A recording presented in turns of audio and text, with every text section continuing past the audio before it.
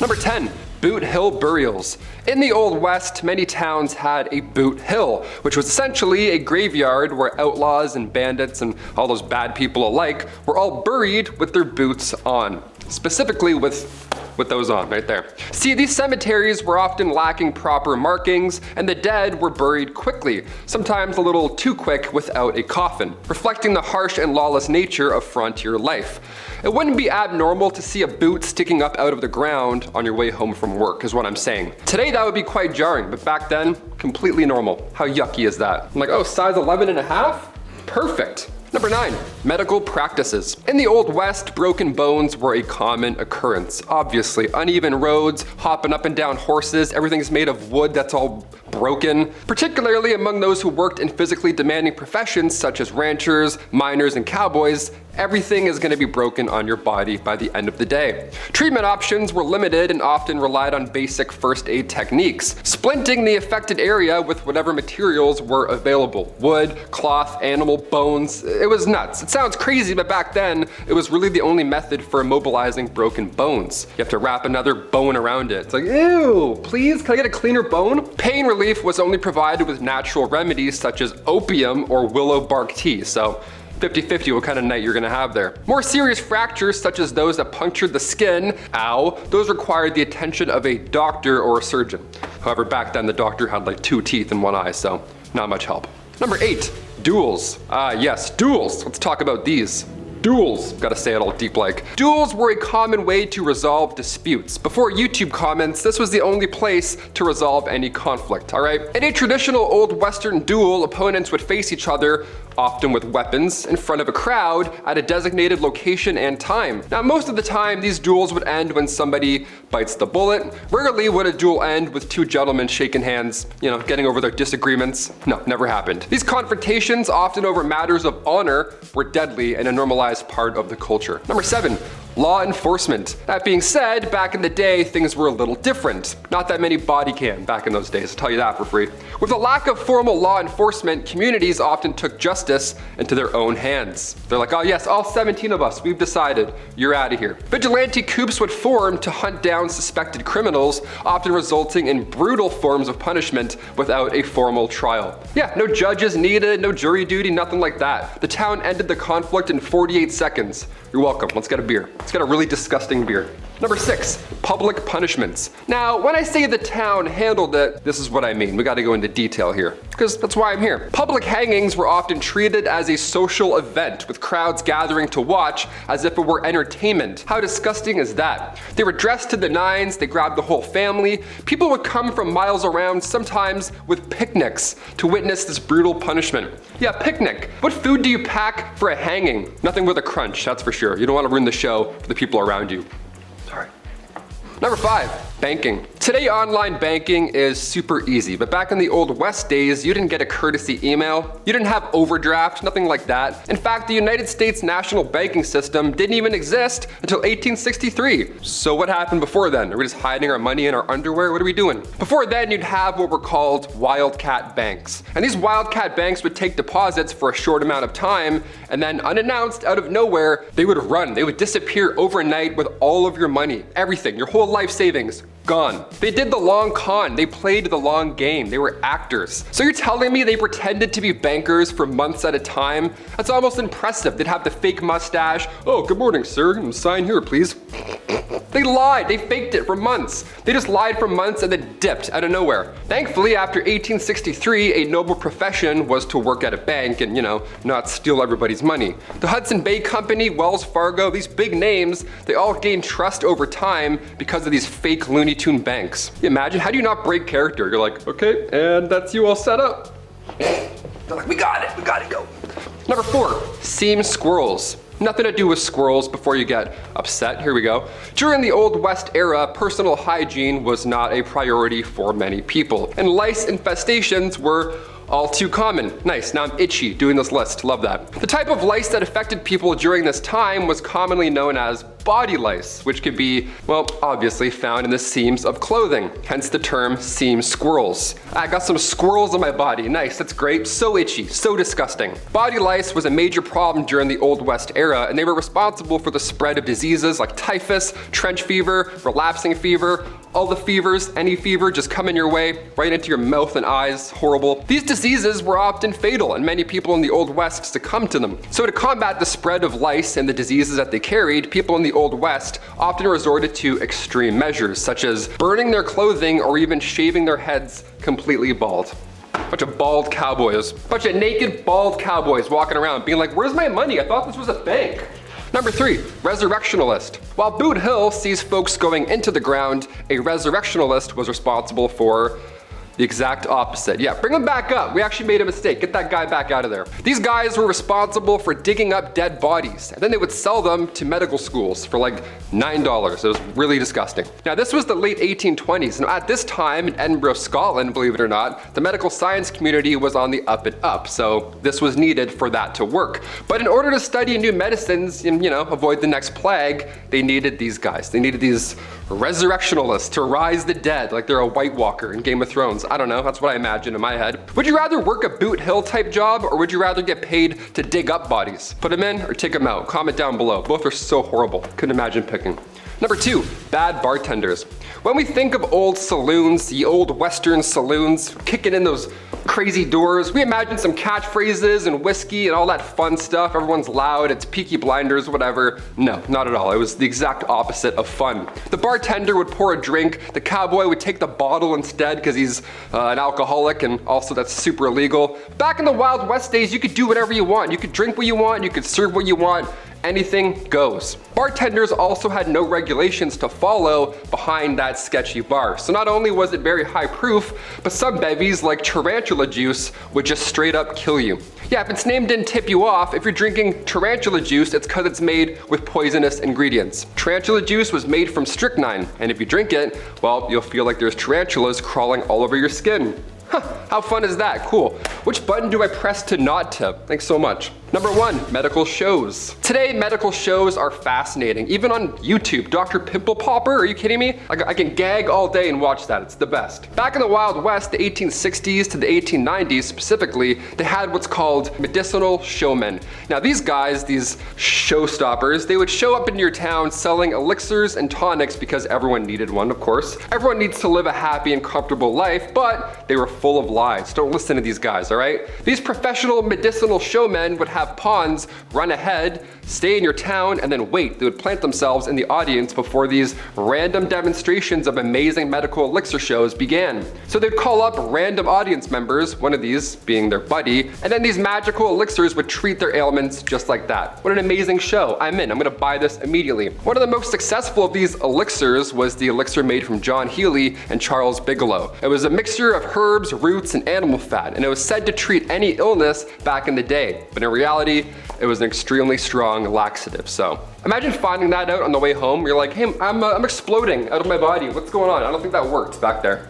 Number 10, Pearl Hart. Pearl Hart was a notorious figure in the American Wild West, known for involvement in a stagecoach robbery. Her life story is often intertwined with the tales of the Old West and the outlaws who sought adventure and fortune during that era. Pearl Hart, whose real name was Pearl Taylor, was born in Canada in 1871, but was later moved to the United States and became involved in various activities, including acting and singing. In 1899, Pearl Hart and a companion, Joe Boot, decided to rob a stagecoach in Arizona. The stagecoach was en route from the Globe to Florence, carrying passengers and valuables. The stagecoach robbery did not go as planned, as Pearl Hart and Joe Boot were not experienced criminals, and their attempt was somewhat amateurish. They failed to obtain a significant amount of loot, and after the failed robbery, Pearl and Joe was captured by law enforcement. They were then later arrested and brought to trial, and Pearl Hart and Joe Boot were tried for their crimes. During the trial, Pearl presented herself as a victim of circumstances, arguing that she had committed the robbery due to personal circumstances. She was was convicted and sentenced to only 5 years in prison. As for Joe, nobody knows. Pearl Hart's life after her release from prison remains somewhat of a mystery. After serving about 2 years of her sentence, she was released due to good behavior, and Pearl Hart's belief was dramatic stint as a stagecoach robber contributed to her lasting notoriety as the annals of Wild West history. Her story became a part of a lore surrounding outlaws and characteristics of American frontier. Number 9.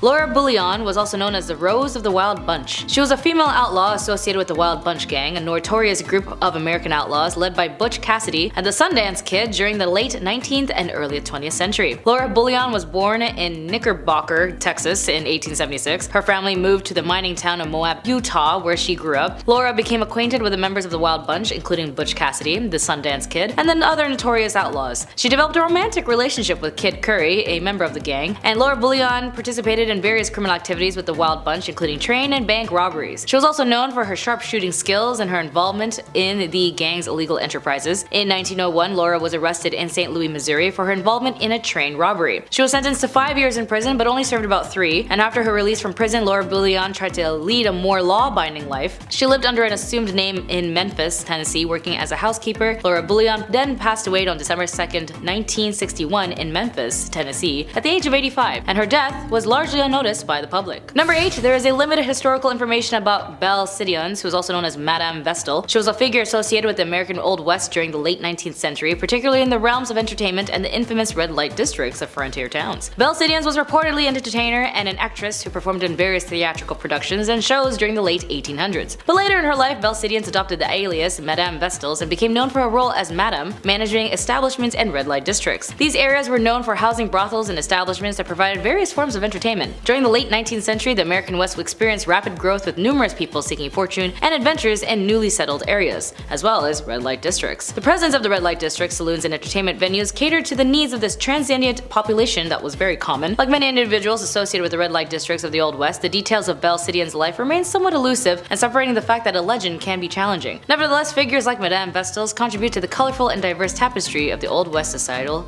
history. Number 7. Rose Dunn, also known as the Rose of the Cameron, was a legendary figure associated with the American Old West. Born in 1878, Rose Dunn gained notoriety for her romantic entanglements with outlaws and her involvement in the activities of the Wild Bunch Gang.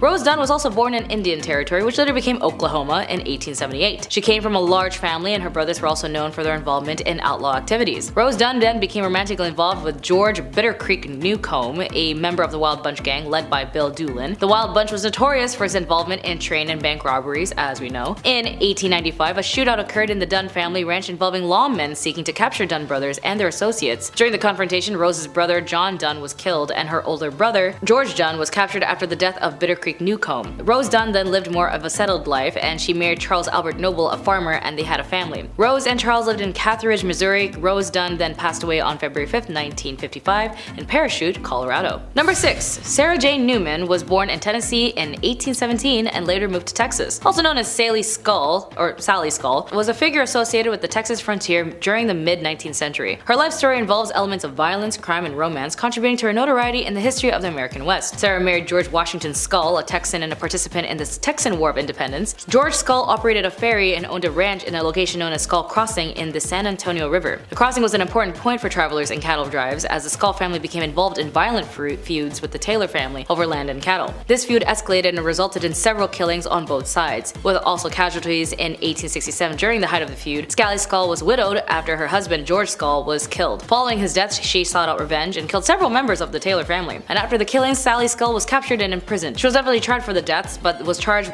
or dropped due to insufficient evidence. And after her release, Sally Skull's life became less eventful as she lived in relatively obscurity and passed away in 1888. Number 5. Mary Catherine Haroni, also known as Big Nose Kate, was a historical figure associated with the American Old West, as she was a Hungarian-born adult worker and companion to the legendary lawman and gambler Doc Holliday. Kate eventually moved west and found herself in a rough and often lawless mining towns of the Old West, as she worked as a lady of the night, gained notoriety for her feisty and independent personality. Kate then became romantically involved with John Henry Doc Holliday, a dentist turned gambler and gunfighter. What a career change. They met in Fort Griffin, Texas in 1870s. Following Doc Holliday's death in 1887, Kate Haroni then lived in various places, including Arizona and Colorado. She then worked as a nurse and a hotel owner in the early 1900s, and Kate moved to Arizona and lived in poverty. She worked in various jobs, including serving as a cook, and then in the 1930s she applied and received a pension for being a widow of a veteran American Indian War. Doc Holliday had happened to serve as a scout. Big Nose Kate then passed away on November 2nd, 1940 in Arizona at the age of 90. She outlived many of the famous figures of the Old West. Number 4. Belle Starr. Born Myra Maybelle Shirley, Belle Starr was a notorious figure associated with the American Wild West during the 19th century. She became known as the Bandit Queen and gained notoriety for her associations with various outlaws and her involvement in criminal activities. Belle married several times, with her famous marriage being the outlaw Cole Younger, a former member of the James Younger gang. After Younger, she then married Sam Starr, a Cherokee outlaw, which contributed to her connection with the Indian Territory, present-day Oklahoma. Belle Starr was also known to associate with herself with various outlaws, including Jesse James, the Younger brothers, and the infamous Dalton gang. Her connections to these outlaws and her involvements in horse theft and other illegal activities contributed to her reputation. Belle Starr and her husband Sam Starr lived in the Indian Territory, where they ran a horse ranch, and their ranch became a haven for outlaws seeking refuge from the law. Belle Starr was arrested several times for various offenses, including horse theft. However, she often managed to avoid lengthy imprisonments, and her criminal activities continued. Belle Starr's life came to a violent end when she was shot and killed on February 3rd in 1889 while riding home from a neighbor's house. The circumstances of her death remains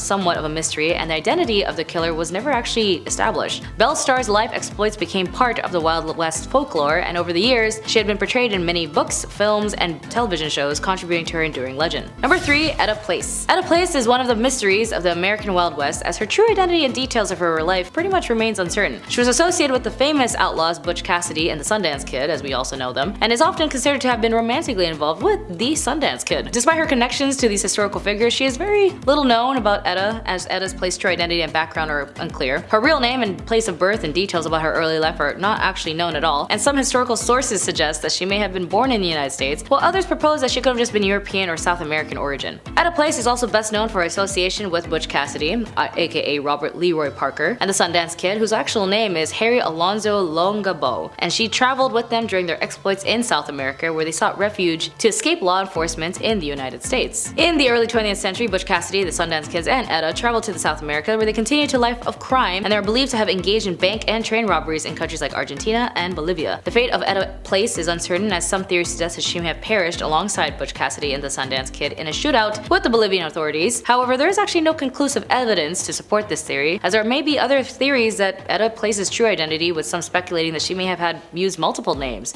during her lifetime. However, concrete evidence to confirm her background or provide clarity on her true identity is still undiscovered. Number 2. Born in France around 1829, Eleanor Dumont moved from the United States and became involved with the gambling industry known as the Gold Rush. She arrived in California during the Gold Rush of 1850, seeking opportunities in the burgeoning mining towns in 1854. Eleanor ended up opening a gambling establishment in Nevada City, California, where she ran gambling tables and a reputation for her skills as a card dealer. She then became known as Madame Moustache due to the fact that she had distinctive facial hair and refused to remove it despite societal expectations, and over the years, Madame Moustache opened and managed several gambling establishments in various mining towns, including Virginia City and Bodie. Despite her success in the gambling business, Eleanor faced financial challenges and struggled to maintain her enterprises. She suffered major losses and debts that ended up leading to her to a decline in her fortunes, and then Eleanor Dumont's life took a tragic turn, and as in 1879, facing financial difficulties and heartbreak, she took her own life by ingesting an overdose of really intense drugs in Bodie, California. Eleanor Dumont's story proves that a glimpse into the complexities of life during the gold rush and the challenges faced by women trying to make a living in a male-dominated society. Her role as a successful gambler and card dealer, as well as her refusal to conform to traditional gender norms, contribute to her place in the history of the American West. The nickname Madame Moustache and her distinctive facial features further add the colorful and unconventional aspects of her life. And finally, number 1, Bonnie Parker was one half of the notorious criminal duo known as Bonnie and Clyde. Alongside Clyde Barrow, Bonnie Parker gained notoriety during the Great Depression for a series of bank robberies and criminal activities in the early 1930s. Bonnie Elizabeth Parker was born on October 1st, 1910 in Rowena, Texas, and she grew up in a working class family, and despite her small stature, developed a love for poetry and drama. I wonder if that's what caused her to join Clyde, because she joined Clyde Barrow in January 1930. Clyde was already a seasoned criminal, a little bit of spice, little paprika, was serving time in East End Prison Farm in Texas. A mutual acquaintance smuggled a weapon to Clyde, and he used it to escape. Bonnie and Clyde embarked on a crime spree that included bank robberies, burglaries, and car thefts. They were involved in several pew-pew outs with law enforcement, and their criminal exploits attracted significant media attention. Bonnie and Clyde were often a part of criminal gang that included their other associates, such as the Clyde brothers, Buck Barrow and his wife Blanche Barrow. The gang engaged in violent confrontations with law enforcement, resulting in injuries and fatalities on both sides. Bonnie and Clyde gained additional notoriety due to photographs found by police at one of their hideouts, and the images depicted the couple posing with weapons, contributing to their image of glamorous and dangerous criminals. Bonnie and Clyde crime spree came to a violent end on May 23, 1934, when the law enforcement officers ambushed their car near Bentonville Parish, Louisiana. The officers fired a barrage of bullets, killing both Bonnie and Clyde instantly, and the story of Bonnie and Clyde has become a part of American folklore. Their criminal exploits and romanticized in the media have been a subject of numerous books, films, and songs, and the 1967 film Bonnie and Clyde starring Warren Beatty and Faye Dunaway further cemented their status as infamous figures. Number 10.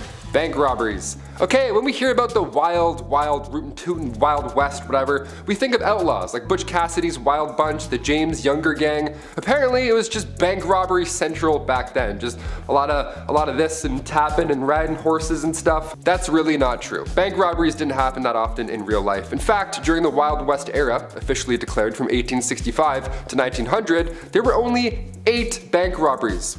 8. That many years ago, along 15 western states, there were only 8. To put that in perspective, in 2017 alone, there were roughly 4,000 bank robberies in the United States. Much more than 8. The first armed robbery ever in history was done by the famous outlaw Jesse James and his brother Frank. This went down in 1866. The gang of outlaws robbed the Clay County Savings Association in Liberty, Missouri. Fun rootin' tootin' history. Number 9. Camels. My favorite actor growing up, hands down, was Woody from Toy Story. The guy's physical comedy was on point. And no, I don't mean Tom Hanks. I mean Woody. With this crazy little cowboy run, tipping his hat. But what's a cowboy without his horse, right? As soon as Bullseye got introduced in Toy Story 2, the picture was complete. A cowboy and a horse. We've seen this combo at some point in our lives. Everywhere. But did you know that for around 100 years, camels were part of Texas wildlife? So imagine a cowboy on a camel.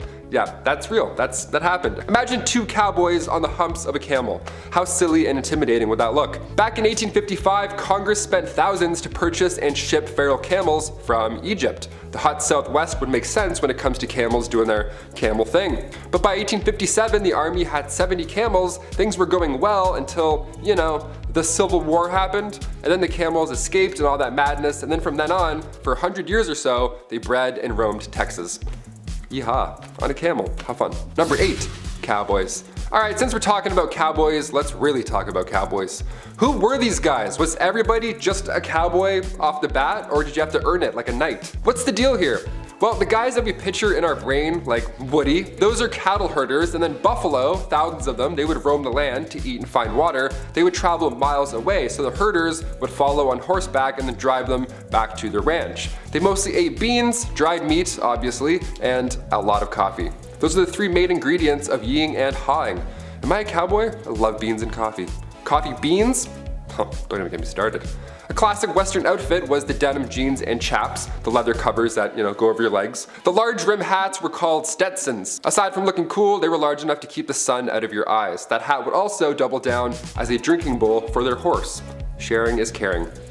Number 7, the Bison Express. Humans are responsible for the disappearance on many wild animals in one way or another. It's usually our fault. Yeah, going back to the Wild West, the year 1869 specifically, that's when the Pacific Railroad was done. It was open to the West to all these explorers, but now they were whipping across these wild lands in record speed, passing hundreds of bison every single trip. Eventually, it didn't take long for these railroads to advertise hunting excursions on these trains. So yeah, guests would climb aboard the top of the train cars and hunt on the top of the trains. Yeah, on the top they would just shoot these animals for sport. Obviously the train couldn't stop and go back for the bodies, so they would just leave them. This one man, Orlando Bond, nicknamed the Brick, he apparently shot thousands himself. He rode the express so many times his rifle caused him to go deaf in one ear.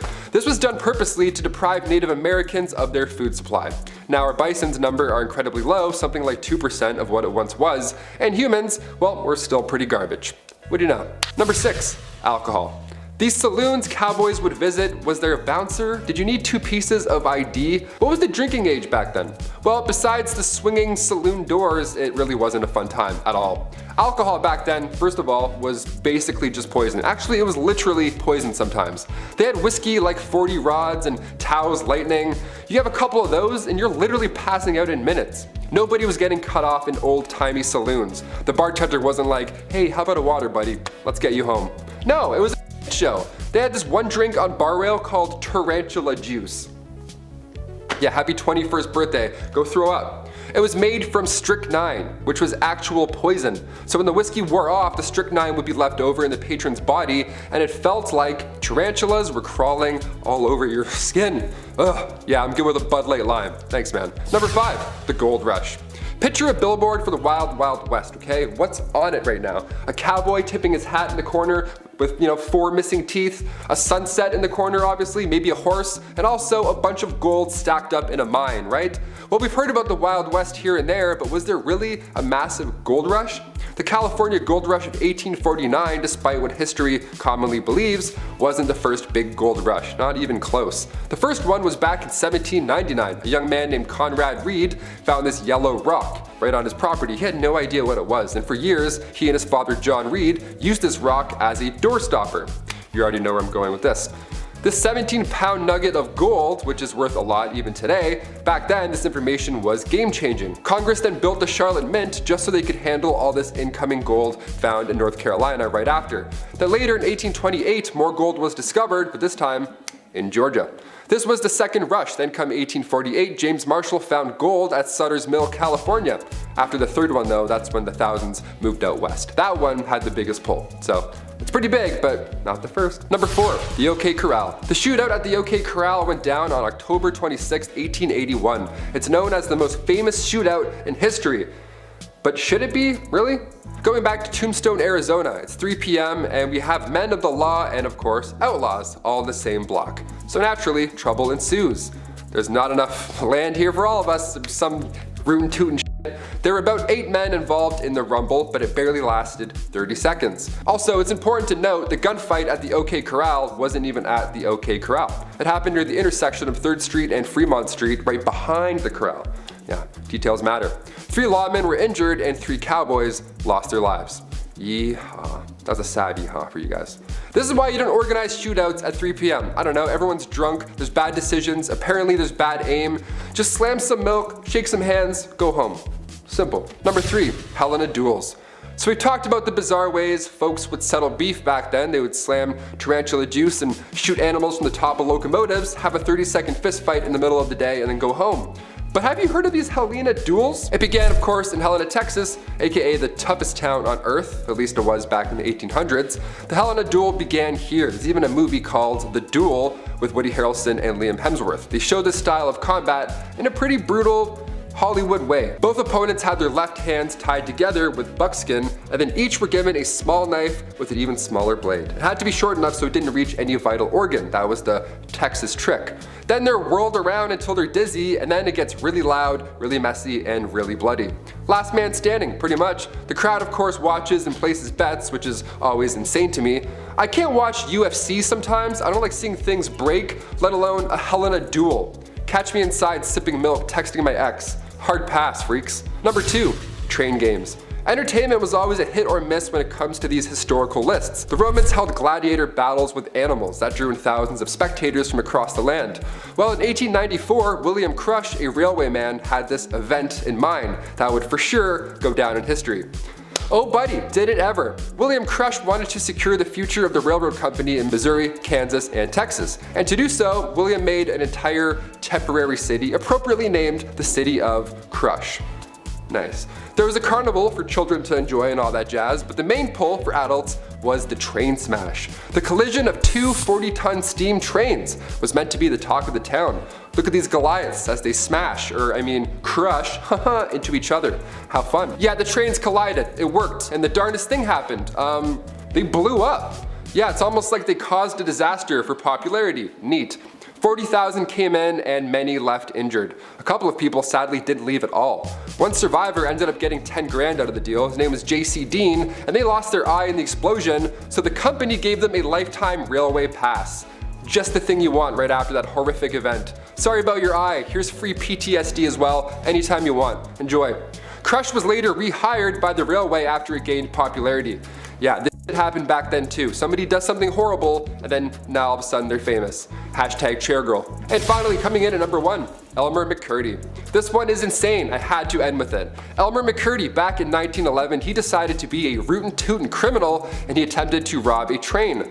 Unbeknownst to him, that train was not full of gold, but rather passengers. Collecting a whopping $46, which back then was still pretty good, he was quickly shot by a lawman afterwards. This is where things start to get insane. Yeah, I say start. Elmer's body was embalmed and sold by the Undertaker to this traveling carnival. His body was an exhibit almost, with his story attached. And for the next 60 years, his body, this prop rather, was passed around, sold between haunted houses and wax museums. Eventually, the guy's body, his real body, don't forget, ends up in California at an amusement park funhouse at Long Beach. Now, come 1976, there's a crew there filming for the $6 Million Man Show, and that's when Elmer's finger breaks off accidentally. Some key grips like, whoops, revealing it was an actual mummy. They went to film the $6 Million Man and ended up finding the $46 man in real life. How gross is that? Kicking off the list at number 10, medicine shows. Nowadays, medical shows are fascinating. Dr. Pimple Popper, I can weirdly watch that all day. There's something about animal rescues, home renovations, or chiropractic adjustments, I can never be bored. So back in the wild, wild west, the 1860s to the 1890s, they had medicinal showmen. Yeah, these guys would go town to town, of course selling elixirs and tonics, but they would really nail this pitch. They would have pawns run ahead and plant themselves in the audience for these random medicine shows. That way when the world's greatest showman doctor arrives, he randomly picks an ill patient and then boom, just like that, they would be cured. One of the most successful of these elixirs was an elixir made by Kickapoo Indian Medicines from John Healy and Charles Bigelow. It was a mixture of herbs, roots, and animal fat, said to treat any illness, but really it was more of just a laxative, so you were just in the bush and hoping it got better. Number 9. Hop on my camel, partner. When you think of the Old West, you think long open ranges, spurs on boots, and cowboys riding camels? That's right, in 1855 the United States Army decided to import 75 camels to Texas. After all, the terrain in the Old West was fairly similar to the Middle East. The camels made supply runs between Camp Verde and San Antonio. But trouble began when the American Civil War broke out. Eventually the camels were sold off or simply let go into the wild, where they multiplied and began to cause havoc. So much so that folks began to spin urban legends, such as the Red Ghost, a 30-foot tall creature that made people quiver in their britches. When in reality, most people had never seen a camel before, and it was just a feral camel wandering the desert. But I mean, who knows? If Star Wars had a 30-foot camel in the snow, what's to say there isn't one running around in the American desert? Number 8, missing mines. There's billions of dollars worth of gold lost at the bottom of the sea. It's there right now, waiting for you. Yeah, I'm talking to you. But if you don't have goggles, maybe swimming just isn't your thing, no sweat. Try the West. Yeah, there's dozens of lost treasure troves hidden in mines still to this day, like the San Saba gold mine or the Wheelbarrow mine. There's a few we have heard from in literature from old maps, but none compared to the Lost Dutchman mine. The legend has it that a man named Jacob Waltz, a German prospector, found the richest gold mine in the world. That's what he told his friends, and would we ever lie to our friends about gold and the location for it? No, absolutely not. The first gold rush was back in 1799. A young man named Conrad Reed found this yellow rock, had no idea what it was, and for years he and his father used it as a doorstopper. Yeah, they used a 17-pound gold nugget as a doorstopper. Nice. Back then, this information was game-changing once they realized that it was, gold. So Congress then built the Charlotte Mint just so they could handle all this incoming gold found in North Carolina right afterwards. I just wouldn't have told anybody. I'd be like, is this an infinity stone? I'm just gonna pocket this and then head out east. Number 7. Sideshow Crook. Elmer McCurdy was no different in life than any other bandit at the time. What makes McCurdy so unique is in his afterlife. McCurdy met his end on October 7, 1911, after local sheriffs tracked him down from a botched robbery. McCurdy was taken to an undertaker and prepared for burial. Unfortunately, no one came to claim the lonesome bandit. Not getting paid for his services, the undertaker began to display McCurdy as a sideshow attraction, charging patrons a nickel to view the bandit. The attraction became popular enough to draw the attention of carnival promoters, who offered multiple times to purchase the mummified crook, but were all denied. As the years went on, McCurdy changed hands from multiple sideshow attractions and museums. One day in 1976, a film crew was setting up props for filming. When someone began to move what they thought was a wax mannequin, it actually turned out to be poor old Elmer McCurdy himself. Eventually, McCurdy was laid to rest in a grave, where 2 feet of concrete were poured over his casket to make sure no one would come to steal the sideshow crook. Stay in the hole, partner. Number 6, cowboys and aliens. Long before the Roswell incident in New Mexico back in 1947, aliens might have actually visited us. Yeah, the report comes from 1896 from 2 men in California.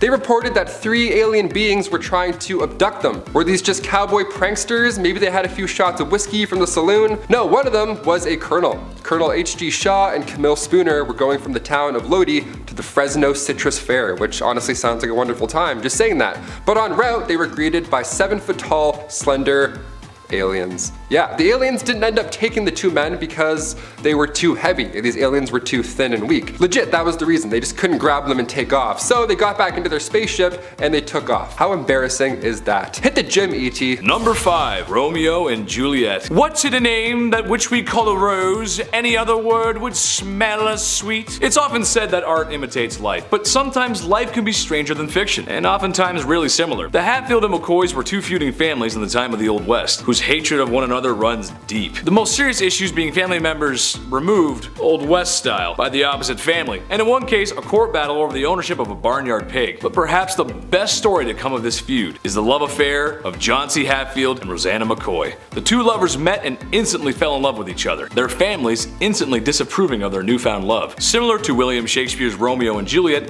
the star-crossed lovers' story ends in tragedy. After multiple attempts to rekindle their love, including a daring rescue organized by Rosanna to free Johnsy from her own family, their love never resparked, and Johnsy went on to marry her cousin. It's said that poor Rosanna died of a broken heart. He loves me not.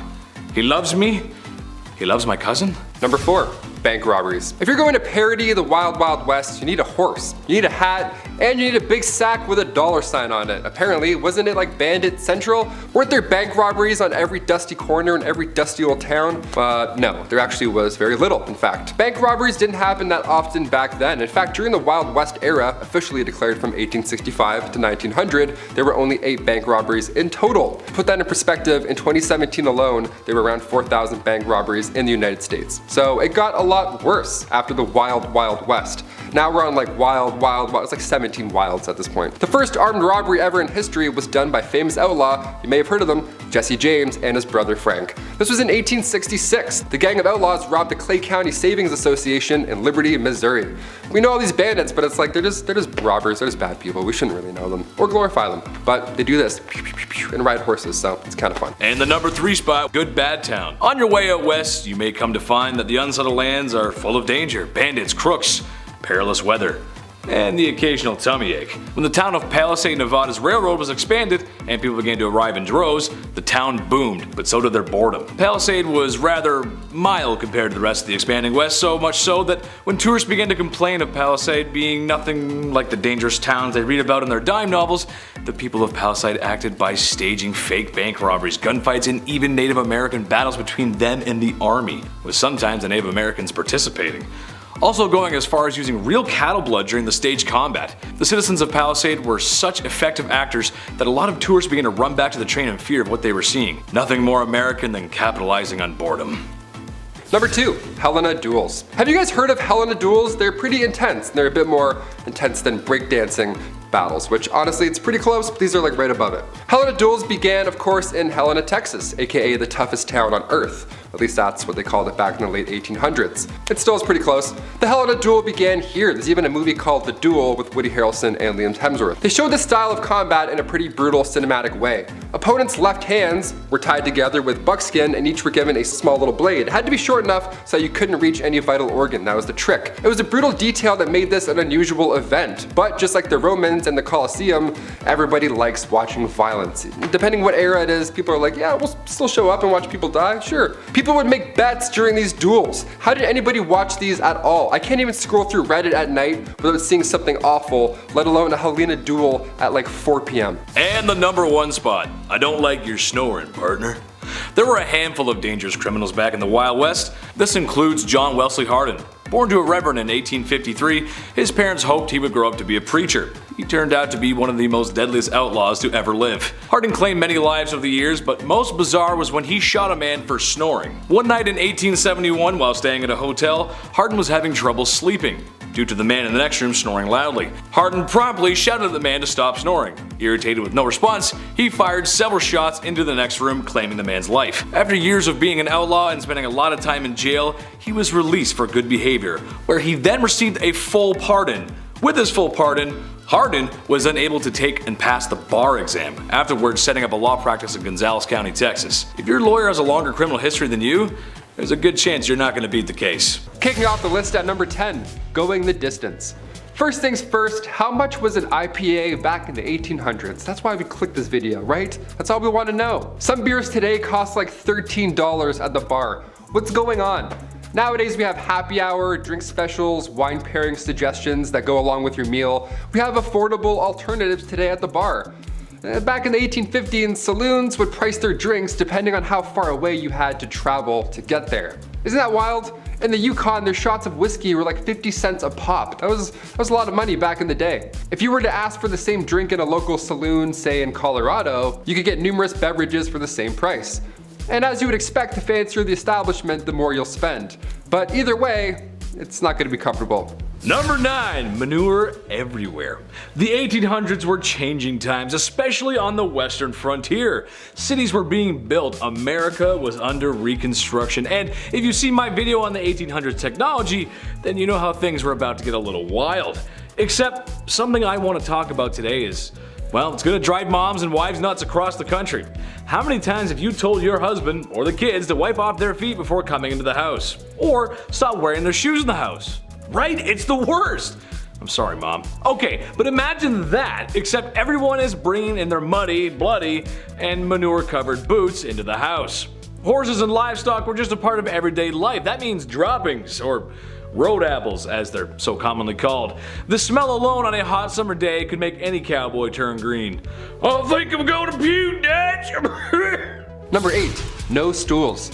Okay, this one's for all the bartenders out there. I see you. I respect you. Bar seating is vital. You get your regulars coming in. Joan with the limp, she's so nice. She's always so nice every day. Always gets a grilled cheese. She's the best. Always a smile on her face. Individuals who want to grab a bite and read the paper, obviously they don't need to take up an entire table for 8, so you have spots at the bar. It's ideal. We're used to this. But back in the Western days, bar stools just weren't a thing. Bar spots it didn't exist. You couldn't sit and vent to your local barkeep about why your ex hasn't texted you back. They didn't have stools at the bar, they just had the rail at the bottom for your foot. Just that little bar rail there for the little lean right there. A nice cowboy lean. Yeah, I'll just eat fish and chips standing up leaning. Awesome. Just the thing you want after walking in the sun all day long. A foot rail. Number 7. Duels at high noon. Let me paint a picture for you, partner. It's a warm summer night, and you find yourself sitting at a card table in a saloon that's named after a barnyard animal. The piano is blasting a ragtime tune as waiters bustle about, serving drinks to unruly cowboys that fill the establishment. In front of you are 3 unsavory characters, each more than the next. As the night goes on, so do the poker chips. And when one gentleman ain't taking kindly to his losses, some insults about each other's mothers are exchanged. A powerful slap reaches the man across the poker table, matching the energy of Will Smith on an Oscar night. Too soon? I don't know. Wow, wow, West. Wow, West. That's when it's settled. Tomorrow at high noon, they're gonna settle this like gentlemen. A duel at noon with guns. That's how they did it. Does it get any more classic than that? I don't think so, folks. The clock strikes noon, and only one outlaw remains, and he's married to Jada Smith. Number 6, only talking. Here we go. You ever go to a bar, you're having a nice time, you and your pals order some Caesar salads for the table, the night is now well on its way, we're feeling good. Then 10 o'clock hits and you see a band start to set up. Okay, game time decision. Do we settle up and leave before they start? Or do we give them a chance, end up feeling bad, and feel obligated to stay until the very end at 3 a.m.? It's tough. Usually the latter ends up happening. Back in the 1800s, we didn't have to worry about such an issue. Most of the time, these saloons were just for business. The odd time you would have poker, dice, a piano perhaps would be in the room with some jazzy fingers making an appearance. But when saloons first popped up in Wyoming back in 1822, most of the time it was for lawmen, miners, gamblers, just pure business. Not many blind dates happening in booth 16, you know what I mean? Number 5, comfort of the ladies of the evening. Now being that it's the Old West and there was just a shootout in the street, folks need to take their minds off of such horrors. Add into the mix long hard days tending fields and livestock, people need to take off some steam. The local saloon is there for that. However, like a hidden menu at McDonald's, there's some other activities a man can engage in that aren't perhaps a regular service. Who the hell am I kidding? Ladies of the evening were quite common back then, actually. Naturally, it was a very dangerous job. However, if anything good can come from that, it's that in some cases these women became very wealthy enough to become the madam of their own establishments. And in some other cases, these madams were using their wealth to invest back into their towns, like building schools, doctor's offices. Imagine getting treatment from something and the doctor says, "These bandages were brought to you by Madame Dover's Wicked Wizard Vacuum Double Sloshy Slush 9000. It's a great product, what can you say? Number 4, interior decor. We've seen a Western saloon in movies. More often than not, it's the swinging door. You know, the classic, they always kick it in, boom, and dust everywhere and all over the place. Dust gets all on people's meals, the classic. You sort of need to kick those doors open, kind of, also. Because if you go through slow, it's just weird. It like pushes your clothes back. You need that cowboy momentum. In reality, there weren't a lot of swinging saloon doors. In fact, most saloons across the West were in pretty rough shape. They didn't look like a Tarantino set at all. They looked like that one pub in that one town that one time, you know? Just not clean, not clean at all. You ride by, you're like, is that still open? How is that still open? These saloons were tiny rooms. We had stools or chairs made of fur. You know, no one's running fish tacos to tables in the 1850s. It doesn't always smell like a nice pub. You don't see something go by and you go, ooh, what's that? I wanna have that. No, that doesn't happen here. One of the fanciest saloons has to be the White Elephant in Fort Worth, Texas. It was 2 stories and it served fresh fish and oysters. Apparently it was a lovely time. Number 3, manifest destiny. The destiny of America. There's a famous poster somewhere. It's like an angel guiding the pioneers west. It's like pointing, doing something like that. Back to the history. What is manifest destiny? Well, for our non-American audience, it was this very core belief that since America had won its independence and begun expanding west, that they were destined to do so and keep expanding. And expanding. Why should the freedom train stop here, right? Coast to coast, baby. And maybe buy Alaska from Russia, since, well, they're not really using it. Okay, and maybe Hawaii. They got pineapples or something, I don't know. Alright, maybe even heavily influenced places that are beyond US borders. But all that American influence and imperialism starts here. Imagine being the pioneer who dared to venture west, like the Great Oregon Trail, or those who crossed the desert states. And some really religious folks that found a salty lake in the desert looked at their wives and said, I need at least 2 or 3 more. God bless America. Number 2, mixologist. You ever go to a pub, like a chill pub, dare I say a restaurant, and a dude with a mustache thinks he's in Peaky Blinders for no reason behind the bar? He's flipping bottles that don't need to be flipped, he's lighting shots on fire. Guy, it's 12:45 in the afternoon. What's your soup of the day? Where did this come from, historically? Where did the cool bartender role come from? I'm trying to order a Cosmo, but he won't stop doing stunts. In the 1800s, bartenders were referred to as mixologists. They were top dog. They had to be. They were the fanciest guys in town. We're now doing impressions of these guys today, you know, with the bow tie, and we pour it in fancy ways, because around the late 1800s, saloon owners were growing rapidly. So now you needed to have something special, something unique for the town, like say a witty mixologist who can twirl his mustache as he pours a drink without looking. Great, now the town feels special, it feels unique. Manuals for bartenders came out around the 1860s, that's when things started to get more serious. A gentleman named Jerry Thomas published a guide called How to Mix All Kinds of Plain and Fancy Drinks. Today we still have that, but now it's a red sticky binder that says meal specs and Sharpie. It's not as fancy, but it gets the job done. Number 1, dysentery. Nothing is more horrible, more awful than catching dysentery. Trust me, I would know. I never caught it, sometimes I get diarrhea. Anyway, in Oregon Trail, the very charming DOS game. Gotta love that DOS color palette. Eye melting cyan and violet. Nice. This text-based adventure game, however, is grounded in some truth, as we can all imagine this wasn't a time of great cleanliness.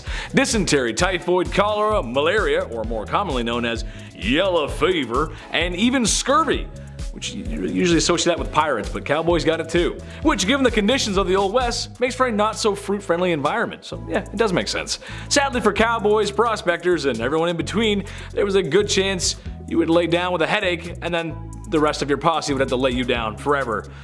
In the ground, partner. Starting our list off at number 10, a banker. Today, online banking is easy, right? It's a little bit too invasive at times. I don't know. I get an email from my bank. It's like, Mr. McWaters, do you want to provide for your family? I'm like, Chill, relax. Back in the Old West, you didn't get a courtesy check-in email. You didn't have overdraft. In fact, the United States national banking system, well, it didn't even exist until 1863. Before then, you'd have what were called wildcat banks. And, well, these were pretty fun. Here we go. What they would do is wildcat banks, they would take deposits for a short amount of time, collect your life savings, and then unannounced randomly, they would disappear overnight. Just take all your money and then run for the woods. How horrible is that? Imagine going to the bank the next day and it's gone. The bank's just not there. You're standing there with a card. Like, hello?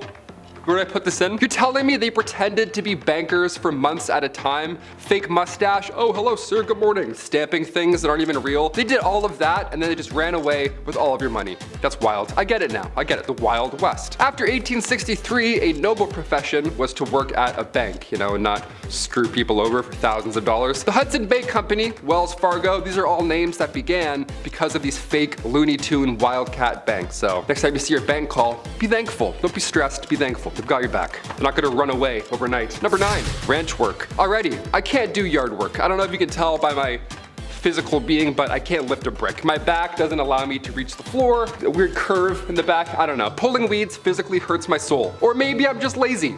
One of the two, I don't know. Either way, the Old West would have been the end of Taylor McWaters. To be a cowboy, it meant lots and lots of ranch work. It wasn't all yees and haws and kicking around. A lot of the time you were protecting your cattle. That's stressful, right? All that meat just sitting there in the 1800s, good luck. Cowboys earned between $25 to $40 a month. Yeah, which sounds laughable now, but today that would be around $1,500 a month, which is fine. I mean, for a cowboy, I don't know, it's a bit less than. Do cowboys get sick days? Probably not. They probably just get sick. Number 8, railroad work. This is one of the few jobs from the Old West that I actively see every single day coming to work. Living downtown, they're always adding trains and bridges and not finishing any of them. And ideally, you don't want any toxic substance traveling down those lines, right?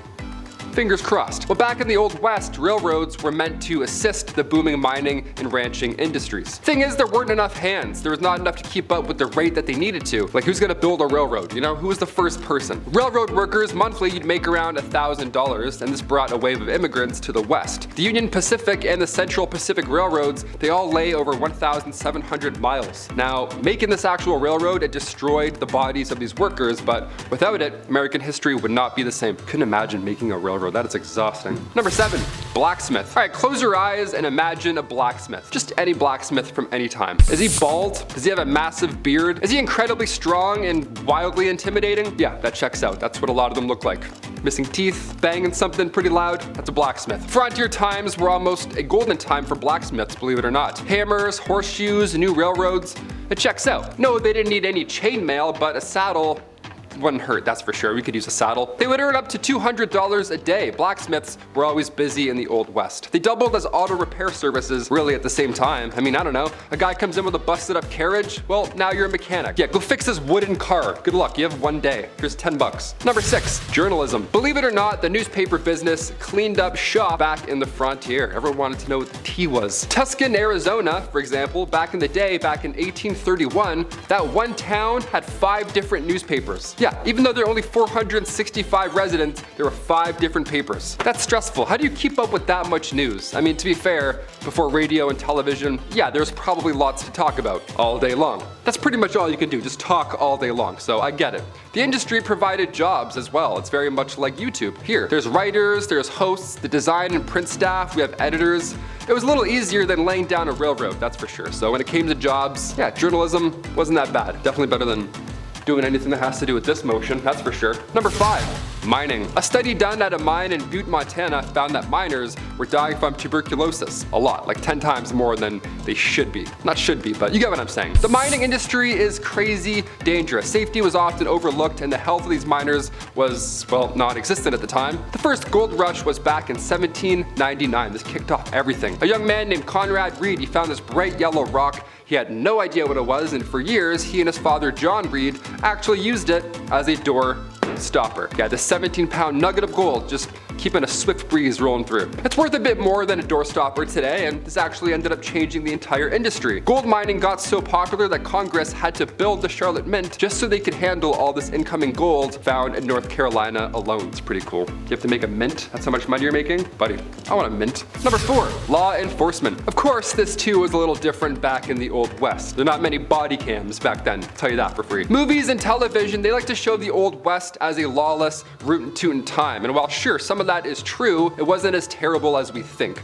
Like A Million Ways to Die in the West, Red Dead Redemption, it wasn't that crazy because before any formal law enforcement agency did pop up, everybody was a bounty hunter, right? Why not? There's nothing else to do. Go lay a bunch of bricks or go catch a bad guy.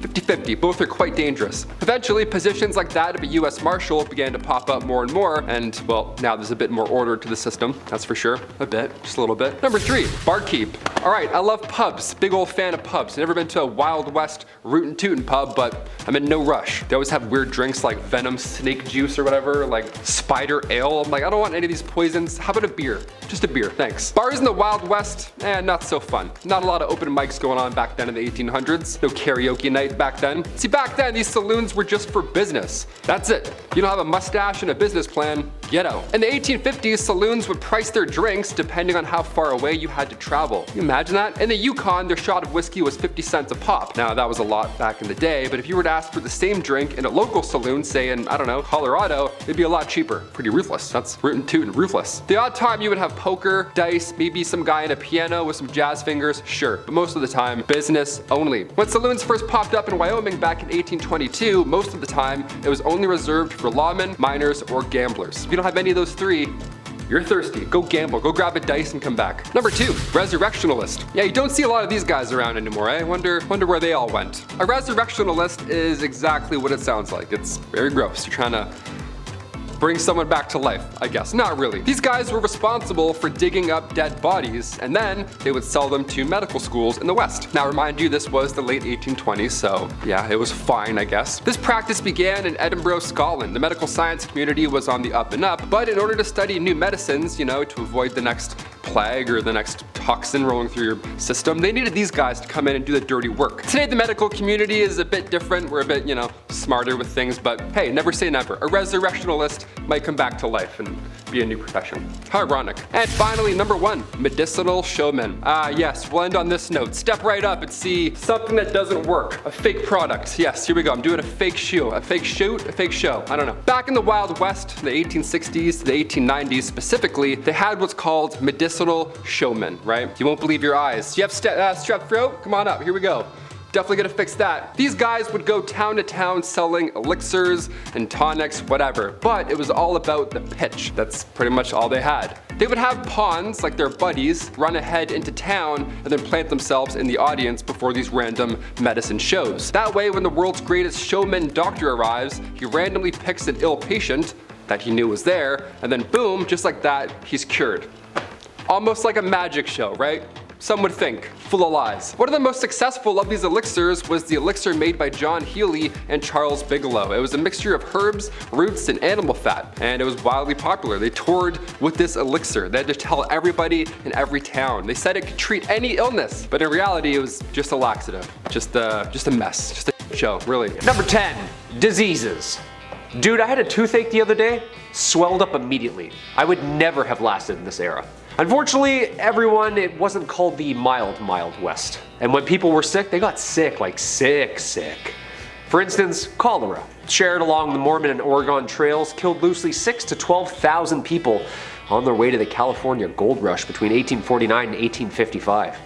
It's believed that more than 150,000 Americans died during the two pandemics from 1832 to 1849. Yo, that is terrifying. So not only do you have to dodge bears and root canals, just washing your face in the local popular stream could get you, huh? The Great Plains smallpox pandemic killed more than 17,000 Native Americans within its first few months of being there. The American Fur Company steamboat pulled up and got off, coughed a bunch of times, and then people just unfortunately started dropping. There was never an official death record as smallpox decimated the Americas when it arrived, both way back from the Spanish and then again from up north with the fur trade. Sneezing, coughing, everywhere, just cover your mouth, guys, you know? Number 9, kicked by a horse. Yeah, we've heard about this at some point in history, but did it actually happen? Like, how often was somebody just poof, and then that's it? Turns out getting kicked in the head by a horse back in the 1800s was like getting in a car accident. It happened pretty often, my friends. Yeah, it's pretty sad. Bill Pickett, just sounds like a Western man right off the hop. Bill Pickett was born in the late 1870s. He invented something called the bulldogging practice, which is to jump from the back of a horse onto a wild steer. Yeah, like you're Woody from Toy Story, just doing a heist, just jumping from one thing and leaping to the other. Crazy. While your hat's still on your head, somehow, no idea. And there's many that attempted this and ultimately failed. Yeah, you can't wrestle a wild animal and then live to tell about it often. I've read it. Yellowstone National Park is apparently a hotspot. This guy sends me a link the other day. Yellowstone National Park, man gored in front of family. I'm like, okay.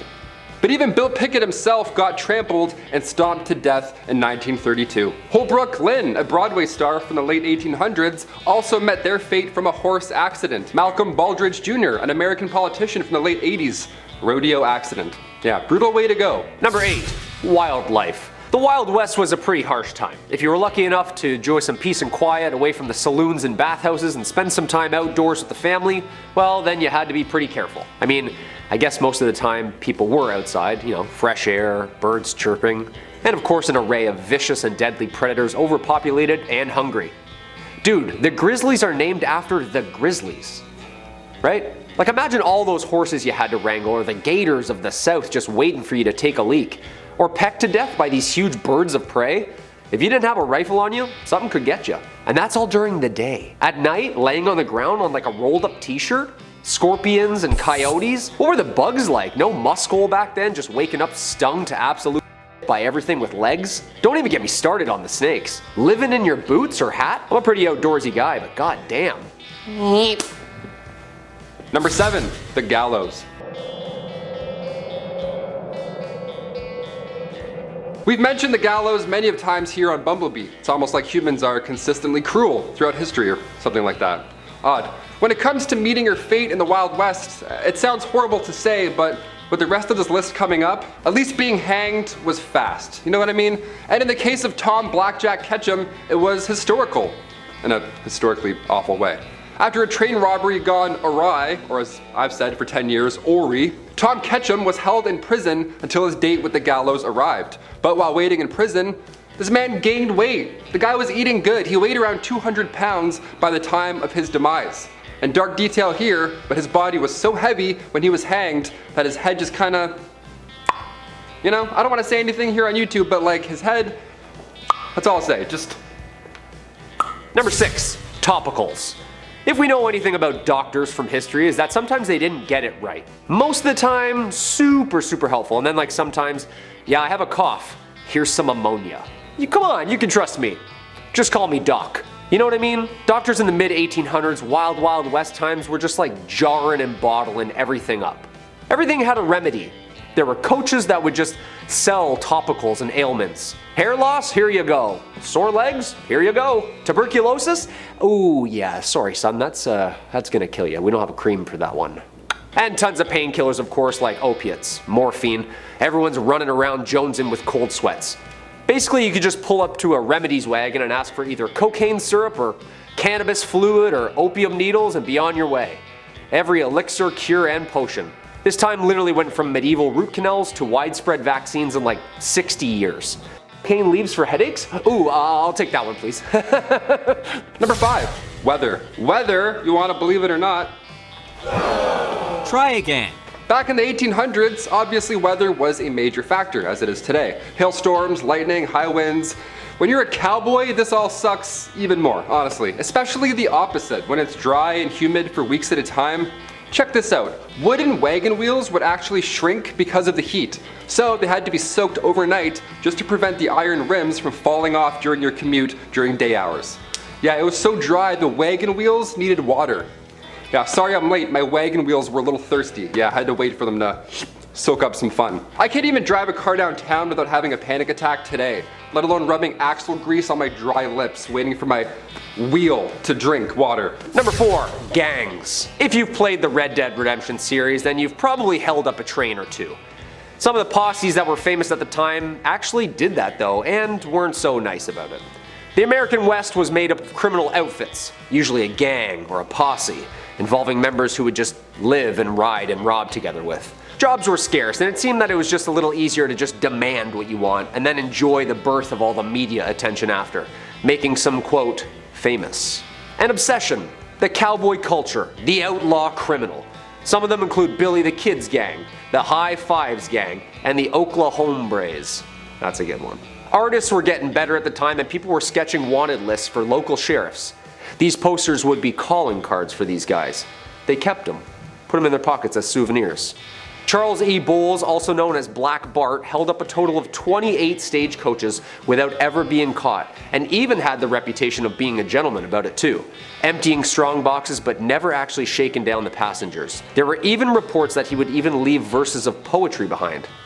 Guy's a smooth criminal, huh? Number 3, the night after. I'm sure the Wild Wild West was wildly lonely. Definitely, this isn't news. Like Kyle said, we've played Red Dead Redemption, just wandering around alone. Sometimes you need more than a train heist, right? Sometimes you need love. Even if you have to pay for it with railroad bonds or whatever. Saloons have all the things a lone traveler could want, including STIs. Great, how much is, great, debit. We'll just pay for all this in one swift tap, I guess. The famous Wild Bill Hickok, okay? He had a rough go. Guy had some troubles after a few saloons, okay? He was dipping around in a few bars and yeah. Alexander Fleming wasn't born until 5 years later in 1881, so penicillin wasn't around to save any cowboys at this time. Number 2, battles. The archetype of the Old West period is generally accepted by historians to have occurred between the end of the American Civil War in 1865 till about 1890. The American frontier, also known as the Wild West, is the geography, history, folklore, and culture associated with the American expansion mainland that settlers started in the 17th century and ended in 1912. This era, giving rise to the expansionist attitude known as manifest destiny, which was the belief that Americans were supposed to travel and expand west. But with that came a lot of conflict. You can't just waltz in and throw up a house when someone else lives there already, you know? Years of warring tribes and bands, colonist battles, ego-filled duels, and the aggressive pillaging of land stolen took countless number of lives. Yeah, countless, like we'll never actually know the accurate number. Roughly 750,000 lives were lost in the Civil War. Yeah, nasty stuff. And finally, number 1, Helena duels. Beginning, of course, in Helena, Texas, Helena duels were violent, awful. This activity came from what was then the toughest town on earth. And again, this is back in the late 1800s, so what that even means, I can't even compare. The Helena duel began here. There's even a movie called The Duel with Woody Harrelson and Liam Hemsworth. It's not a great movie, but it's a history lesson in itself. A Helena duel puts our opponents' left hands tied together, right? They're just tied together with buckskin or something that smells awful, and you have to just fight each other using one arm. Now, of course, in Western fashion, there was a weapon or two involved that I don't want to get too deep into on YouTube, so it got pretty gory, it got pretty violent. The only rule here was that they can't bleed too much. Awesome, that's a great fun rule, like whipping that one out on Saturdays. Hey, no one bleed too much or else, then we gotta stop. I thought UFC was brutal, let alone a Helena duel, starring Liam Hemsworth, of all people.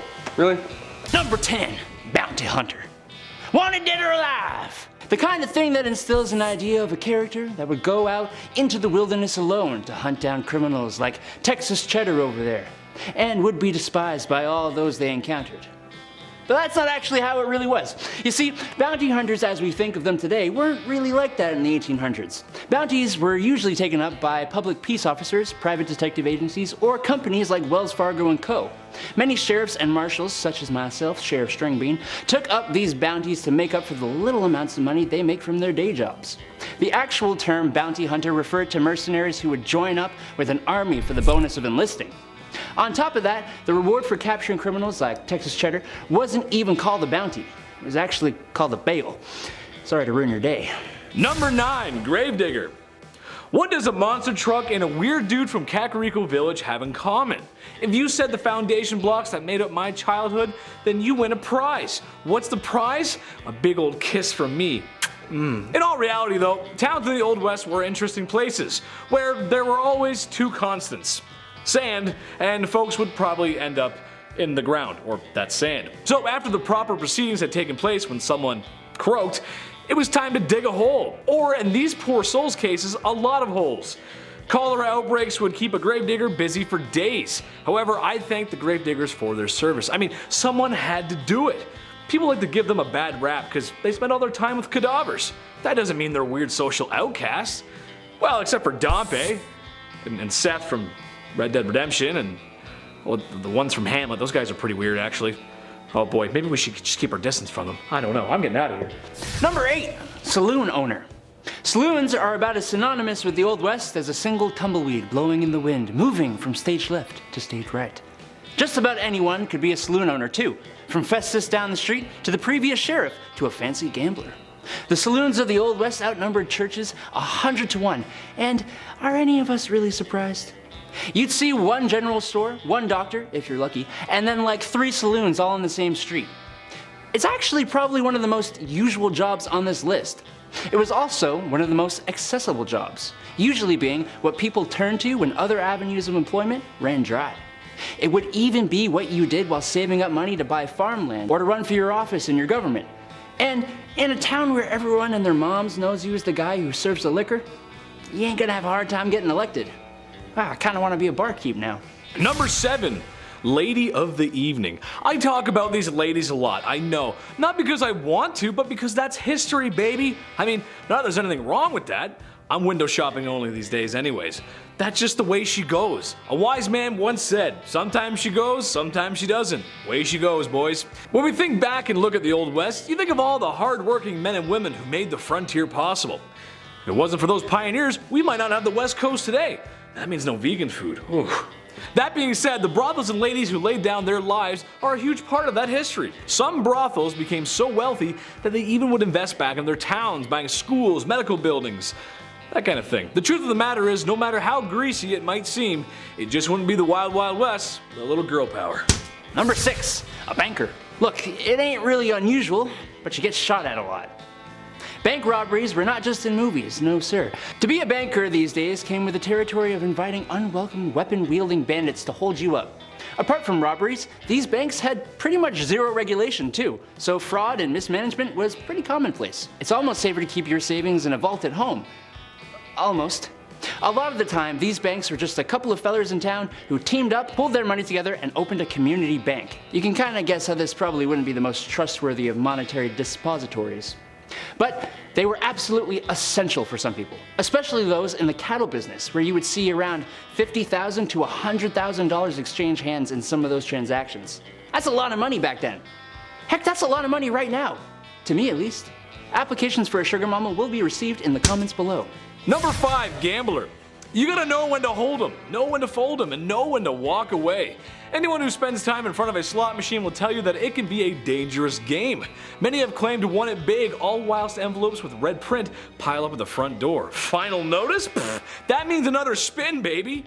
Well, this is a similar story of the Old West, but instead of a one-armed bandit, there were actual bandits with 2 arms and guns. Yikes. It's a game of poker, lies, bluffs. Playing the wrong hand could wind up turning sour. The gamblers are the type of guys who roll into town in the shiniest clothes and stay in the best places. And right before you notice you've been cheated at the poker table, he's already cashed out. Number 4, milliner. Hey, I have a proposition. So we have hats for men, right? Now, what if we employ someone for the sole purpose of, get this, making hats for women? Well, Jebediah, we have that. That would be the milliner down the road there. If you were a high fashion lady in the 19th century, then you would have definitely come into contact with these fine sellers and makers of women's hats. They were usually located in bigger cities where the higher end families would either live or spend their time. And you should take a look at some of these hats. They are works of art. Maybe some are a little whack, but hey. Number 3, con man. You'll like this one, guys. You're gonna like this one. There's nothing more peculiar, more strange, more theatrical than a snake oil salesman. Where would John Marston be without Nigel West Dickens? I don't know. They were traveling salesmen who were swindlers, liars, crooks, thieves, selling pseudoscience products to folks who just didn't know any better. It would work something like this. I would show up in town with my traveling cart of wares and mysteries. There, standing on a small crate, like the one I'm standing on right now, I would give the town my best sales pitch. Introducing Dr. Andrew's new and improved Life Vigor supplements. Here before you find folks is a tall bottle of rejuvenation, made from the finest ingredients across the globe. Ginger, ginseng, milkweed, red sage, English mace, golden currant. And as if that weren't enough, Dr. Andrew's new and improved Vigor supplement has the minerals and vitamins that carry you through a long day's work in the fields. Vitamin A through K, copper, iron, potassium. This bottle here is not to only put a pep in your step and refill your stamina, but also cures what ails you. A proven cure for fever, chills, indigestion, cholera, yellow fever, dysentery, and even known to help heal broken bones. Modern science has brought this gift to you today, ladies and gentlemen. And all you have to do now is say yes. Say yes to rejuvenation and yes to Dr. Andrew's new improved Vigor supplement. I think you guys get the point. $49.99. Number 2, a photographer. Want to never smile for eternity? Get your picture taken in the Old West. During the 1860s and 70s, the frontier was a wondrous, exotic place, which made it an excellent place to be a photographer. Sure, you had people who could draw and paint the landscapes and the people of the place, but people were distrusting of artists' interpretations. Pictures sold you the place exactly as it was. The high-quality images were in high demand. Every government survey and all the major railroads had official photographers.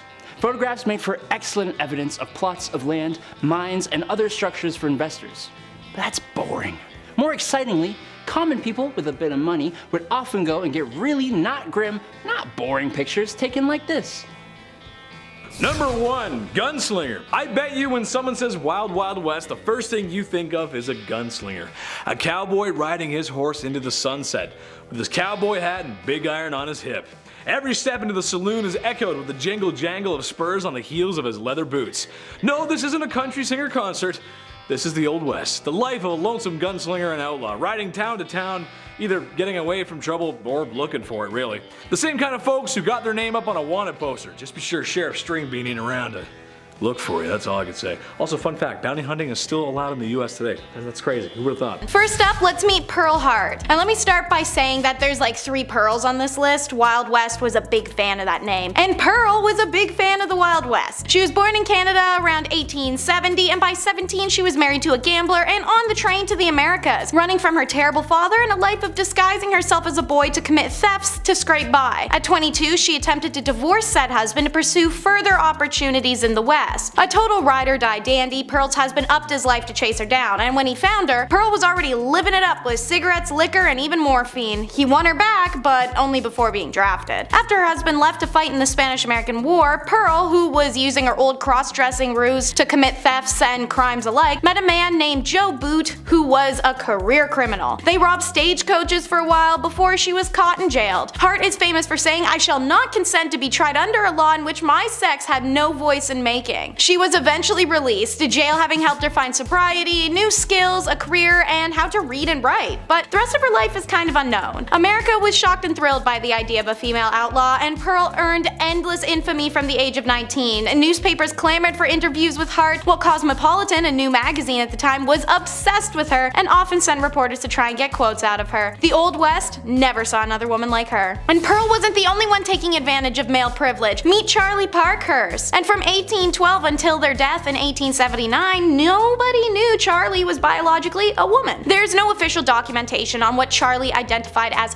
personally. If they felt themselves to be a woman or non-binary or transgender, we'll never know. The story goes that while in the poorhouse as an orphan, Charlie discovered that boys have a great advantage over girls in the battle of life, and they desired to become a boy because of it. But what we do know is that times were rough for ladies in the Wild West, so this crackerjack stagecoach driver decided to live most of their life as a man, driving stages for Wells Fargo and the California Stage Company, pulling cargoes of gold over tight mountain passes and open desert, at constant danger from rattlesnakes and desperados. But Charlie had the balls for it. They're remembered as short and stocky, a hard drinker, cigar smoker, and tobacco chewer who wore an eye patch after being kicked in the left eye by a horse, thus their nickname One-Eyed Charlie. Using their secret identity, Charlie was also a registered voter, and meaning they may have been the first American woman to ever cast a ballot, and nobody knew. After stagecoaching industry began to die due to the railroads, Charlie lived out the rest of their life raising cattle and chickens until their death in 1879. line. It was then that their true identity was revealed, much to the surprise of their brooding and brutal friends, and then it was documented to the world in newspapers, many of which actually appreciated who they'd been in their secret instead of belittling them in death. I'm sure Charlie would have loved to see that and know that. She's who you'd see in these old western films, Josephine Sarah Marcus. A smolderingly good-looking actor born in 1861, Marcus ran away to Tombstone, Arizona while touring with a theater group performing Gilbert and Sullivan's HMS Pinafore. She stuck around to marry Sheriff John Banham, but 2 years later when notorious criminal Wyatt Earp showed up, well, her marriage went cold very coincidentally as she got all hot over tall, dark, and handsome Earp. Josephine and Earp fell in genuine love, and she'd supposedly be the reason behind the famous duel at the OK Corral, a 30-second flurry of gunfire involving the Wild West superstars Doc Holliday, the Clayton brothers, and of course, the Earps. He, unlike many, was unbothered and actually more intrigued by her Jewish heritage. The Earps lived an okay life once they settled a bit, moving between mining and oil camps and eventually California to promote a movie about Wyatt Earp's lawman exploits. Unfortunately, Wyatt passes away before this is accomplished, leaving Josephine to battle it out with the studios and writers who take the original biography and turn it upside down. A commercialized depiction of her husband and an unflattering portrayal of her is released called Wyatt Earp Frontier Marshal. It came out in 1931 and fueled 50 years of Wyatt Earp mania, pro and con in print and film. Until she died, Josephine worked hard to have the correct documentation of her beloved life released. She passed away in 1944 and claimed until her dying day that Wyatt Earp was her one and only true love. Here's another one, Pearl de Vere. She is one of the most famous madams in history. This red-haired siren was born in Indiana around 1860 and made her way to Colorado during the Silver Panic of 1893. De Vere told her family she was a dress designer, but in fact rose to fame as the Old Homestead, a luxurious brothel in Cripple Creek, Colorado. The price of a night's stay could cost patrons $250, which at the time was insane, but more so in comparison to how most hotels at the time charged about $3 a night. The building was reportedly equipped with an intercom system and boasted fine carpets, imported furniture and drinks, and chandeliers. As beautiful as she was sharp, the Rose of the Wild Bunch. Daughter to Germanic mother and Native American father, Laura Bullion faced discrimination and inability to fit in right away. But that's okay, she followed her father in the footsteps of career criminal. And while working as an escort in Texas, she becomes involved with Will Carver, who had been her married-in uncle until her aunt's recent demise. Now widowed, Carver took 15-year-old Laura to Utah with him, where he begins working with Butch Cassidy and the Wild Bunch in 1898, as does Laura. Laura Bullion helped the gang by fencing goods and money for them and was known to the group as Della Rose and often called the Rose of the Wild Bunch. Her affections also turned to Bill Kilpatrick, a member of the group, and they became lovers. Having taken part in several train robberies with the Wild Bunch, Kilpatrick and Bullion returned to Texas with William Carver, where Carver was ambushed and killed by lawmen on April 1st of 1901. Bullion and Kilpatrick then fled to St. Louis, Missouri, where they were arrested on November 8th of 1901. Kilpatrick was found guilty of robbery and sentenced to 15 years in prison, while Laura was sentenced to 5. After serving 3.5 of those years, Laura was released from Missouri State Penitentiary at Jefferson City, Missouri on September 19th of 1905 and lived the last years of her life in Memphis, Tennessee, under the name Freda Lincoln, where she was a seamstress and a dressmaker. She passed away on December 2nd, 1961, and is buried in Memphis under a tombstone that reads Freda Bullion Lincoln, Laura Bullion, the Thorny Rose. Next, Mary Ellen Pleasant, the most powerful black woman in the Golden Rush era. Historians indicate that Pleasant was most likely born a slave but got her freedom at an early age. She worked on the Underground Railroad as a young adult, ushering enslaved people out of the South and into the northern states. Like many others seeking their fortunes during the gold rush, Pleasant and her husband moved to San Francisco. Here, she works as a cook and waitress and a professional eavesdropper. I know we're all taught not to be nosy, but Mary Ellen learned from the conversations of wealthy patrons, intentionally listening in for valuable information. She took what she learned and began applying it as banking and monetary skills that launched her immediately upwards. She took what she learned to help build a substantial fortune and eventually became one of the richest women in the city. Pleasant was an astute investor whose portfolio included real estate, railroads, restaurants, boarding houses. Pleasant's wealth, however, could not shield her from racism. In 1866, a streetcar conductor in San Francisco refused to let her board because she was black. Outraged, Mary Ellen sued, and the case went all the way to the California Supreme Court. In a historic decision, the courts ruled that segregation on streetcars was illegal in California. However, in return, the Supreme Court reversed the damages Pleasant had been awarded in a lower court ruling. You win some, you lose some, and sometimes you get both. And now it's Donna Barchuk. Barcello. Described as the supreme queen of refinement and fashion, Donna Barcello was a prominent saloon owner and a professional gambler in Santa Fe in the 1830s and 1840s. Barcello was recognized for her charm and sharp business skills, which helped her establish as an influential member of high society during the heyday of the Santa Fe Trail. In 1835, Barcello opened a hotel and casino in the city center of Santa Fe. The establishment encompassed an entire city block and featured lavish decorations including chandeliers, drapes, mirrors, and imported furnishings. The casino became a destination for local socialites and trail travelers for its opulence. Barcello oversaw the casino's operations and regaled patrons as one of the card dealers, widely known as the best dealer of the card game Monte across the entire Southwest. Seeking trade deals and investments that increased her wealth and social status, exercised economic and political sway, she made her fortune from real estate and gold ventures in addition to her casino. And when the American civilian government established itself in Santa Fe during the Mexican-American War in 1846, Barcello allied herself with Americans and assisted them by providing information and at times money. Accounts and representation of Barcello were often embellished by those who had labeled her the Queen of Sin. Barcello continued to operate her casino through the 1840s and died in January of 1852. Upon her death, she left several residences, properties, and fortune to her family, including 2 adopted daughters, in addition to substantial contributions to the Catholic Church and the city of Santa Fe to be used for charitable endeavors. Next up is Sing Choi. She's also known by the name China Mary and was an unofficial leader of Tombstone's Chinese community in the 1880s who supplied labor and opened laundries, restaurants, gambling halls, dens, and a general store. The Old West will always be remembered as an era of cowboy, but during its peak years, Tombstone was actually controlled by a female immigrant. She arrived in Tombstone sometime around 1879, and at that time the Chinese population was 11 people, and she recognized the unprecedented profits waiting in the western boom towns. Mary's general store was in the center of Hoptown, a Chinese district of Tombstone. Mary's store dealt in both American and Chinese merchandise, and she gained a reputation as a universal accommodator. Everyone knew that nothing in Hoptown was done without China Mary's go-ahead, and so she was held in the highest of esteem throughout Tombstone society. She was an organized and shrewd business operator who had an attitude that discourse was bad for business. Her private police force handled any problem that arose within her community. Mary enjoyed the highest of respect. As a result, she could act as a sort of intermediary between her community and other ethnic groups. She was the conduit that made cooperation possible. She was not only a cunning businesswoman, but a sympathetic humanitarian and calculating capitalist. Mary was a genuine immigrant success story. Even as a woman in the Old West, she wielded real power. She died in December of 1906 from heart failure when she was 67. Flesh is in the name and it's her game. Susan LaFleche. This is the story of the first Native American to earn a medical degree. Born on an Omaha res in Nebraska as a young girl, she watched a sick indigenous woman wait all night for a white doctor who, after being called several times, just never came. The woman died the next day, and as Susan later wrote, she saw the need of my people for a good physician. Susan's father taught her own culture and traditions and then sent her to the reservation's Presbyterian school where she learned English and then high school for further education to survive colonial society. She applies to the Women's Medical College of Pennsylvania. It's a bold move on her part because even during this time, the most privileged of white women of America faced enormous backlash when attempting a medical degree, let alone a poor native girl. Despite this, she graduated a year early and first in her class. Rejecting a potentially comfortable life on the East Coast, she returns to the Omaha reservation and became the sole doctor for more than 1,200 people across 400 plus miles, and she was only 24 years old. She marries, she has 2 kids, and she never stops. In fact, she keeps going till she has enough donations and supplies to open the first hospital on a reservation that was not funded by the government. Unlike the absent doctor that she remembered from her childhood, Susan helped anyone who needed it, regardless of race or ethnicity. On September 18th of 1915, Susan passes away. She worked hard to build a bridge between 2 worlds as her father advised, and it was evident at her funeral. 3 priests eulogized her, but it was a member of the Omaha tribe who delivered the final words in the Omaha language. And now for the last lady on the list, Cathy Williams, who also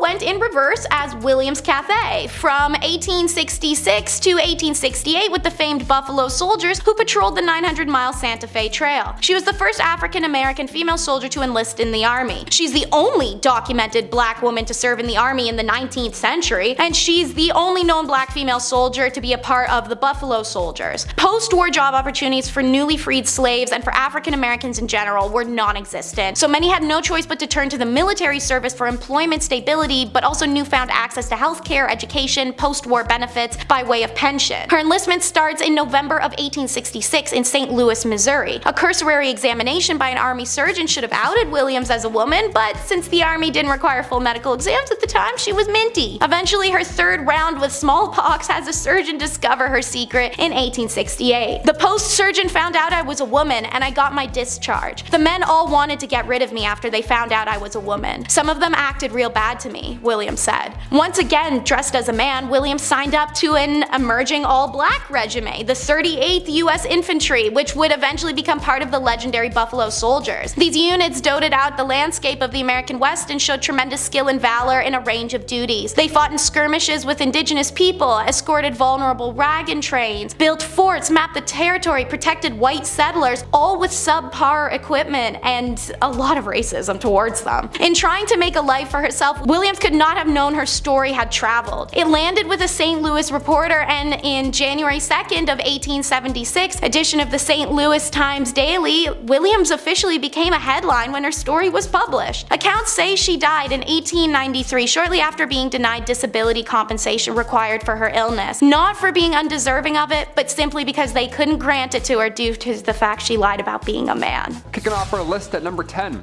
Seam squirrels. I love squirrels. Being Canadian, we see quite a bit of them. They're a little too friendly for me at times, but they're great. During the Old West era, seam squirrels were, well, not what you think. Personal hygiene was not a priority for many people back then, obviously, and lice infestations were unfortunately quite common. Now, the type of lice that affected people during this time was commonly known as body lice, which is pretty horrible. That could be found in the seams of clothing, hence the term seam squirrels. Yeah, not actually a squirrel at all, it's just body lice. Gotcha. Body lice, of course, was a major problem during the Old West era, and they were responsible for the spread of diseases like typhus, trench fever, and relapsing fever. Relapsing fever? I haven't even heard of that one. That's terrible. These diseases were often fatal because, ye Old West, and many people in the Old West succumbed to them. To combat the spread of lice and the, one of many diseases that they carried, people in the Old West often resorted to extreme measures, such as burning their clothing or even shaving their heads completely. That's why you see old cowboys and they look like they're stressed. They have no hair, their clothes are just gone. You're like, what happened? Lice. Lice happened. Some people also used remedies like vinegar and kerosene to try and kill the lice, so yeah, it was a rough time either way. Overall, lice infestations were a significant health concern during the Old West era, and they played a significant role in the spread of disease. Yeah, it wasn't just rats in the medieval era, it was also lice, which is even grosser in my opinion. Number 9, Old West dental. I could use some Old West dental recently. I'm chewing on one side right now, you know what I mean?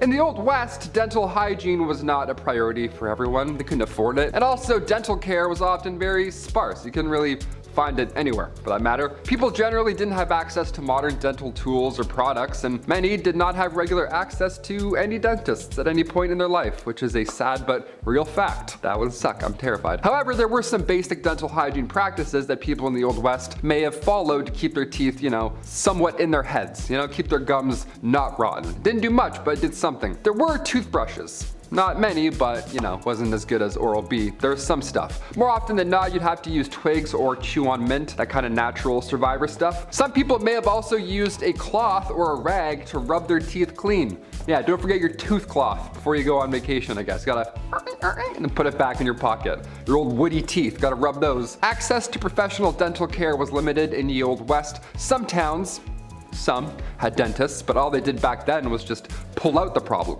They didn't give you a crown. They're like, which one hurts? All right, get out of here. All without anesthesia, so that's a great time. You're gonna remember all of it. Other options included a community toothbrush, which is hilarious to think about and also so sad. Yeah, some public establishments had a public toothbrush. Can you imagine?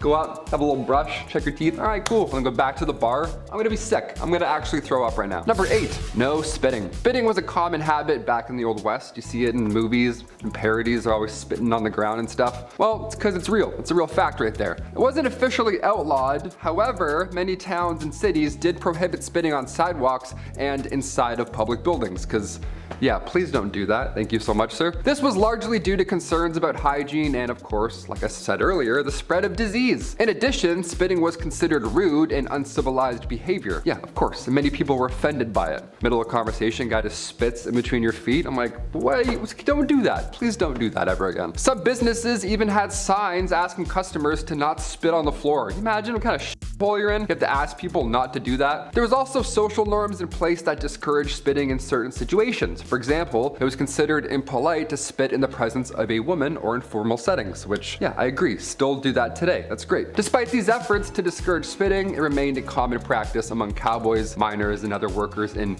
ye Old West. They're like, yeah, I have shit in my mouth. I don't know, we don't have water. I'm gonna spit. Sorry. Number 7, communal towels. Ugh, this one's so rough. It's exactly what you think it is. It was a ride. Today we have paper towels that you pump like 13 times just to get a little sheet. Or sometimes, if you're lucky, that Dyson air drying thing where you just dip your hands in for like 13 seconds and then it's done. You're like, oh, the future is here.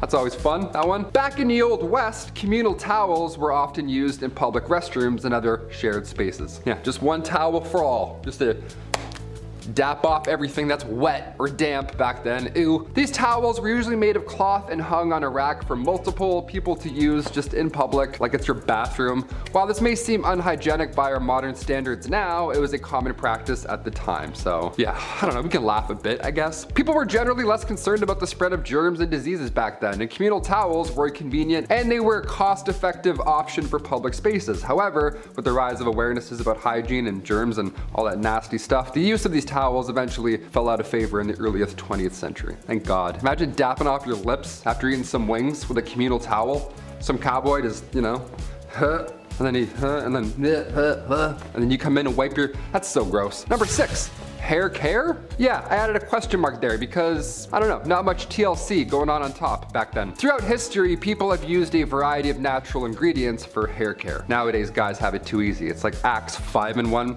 It's like hair, armpits, legs, feet, all like, no way you can do all of that. Popular methods in the Old West were whiskey and castor oil. Yep, all on your big exposed head, right in the sun, there you go. Pantene Pro V wasn't a thing then, so folks were rubbing their heads clean with castor oil. That's a nightmare. Whiskey was believed to help cleanse the scalp and often promote hair growth, while the castor oil, that option, that was thought to moisturize and condition the hair. So that'd be a fun 2-in-1 back then, that's great, put that in the stocking. These ingredients were readily available and most importantly, they were affordable, making them popular, but also, realistically, it was their only option. Guy's doing whiskey, he's like, yeah, let's clean it up, clean up top. It's so hot. It's like, ugh, really burns. Number 5, medical shows. Today, medical shows, they're fascinating. Dr. Pimple Popper, I'll watch that all day while I eat. I don't even care, I'm disgusting like that. Dude's getting mashed potatoes squeezed out of their back, so I'm like, let's go, I love it. I'm slapping that thumbs up, it's my shit. Back in the Wild West, the 1860s, the 1890s, you know, they had what's called medicinal showmen. These are, what an absolute joke, what a con. These guys would go town to town selling elixirs and tonics, everything one needs to live a happy and comfortable Western life, but they were full of lies. None of this shit is true. These professional medicinal showmen would have pawns run ahead and plant themselves in the audience before these random demonstrations of amazing medical elixirs, right? These shows, bunch of bullshit. They would call up random audience members, that guy that ran ahead, and then use one of these elixirs and magically treat their ailment on the spot in front of the public, right? Almost as if it was a magic show. One of the most successful of these elixirs was the elixir made from John Healy and Charles Bigelow. It was a mixture of herbs, roots, and animal fat, said to treat any and all illness, but in reality, it was just an extremely strong laxative. So yeah, if you're gonna take it, make sure you're close to home.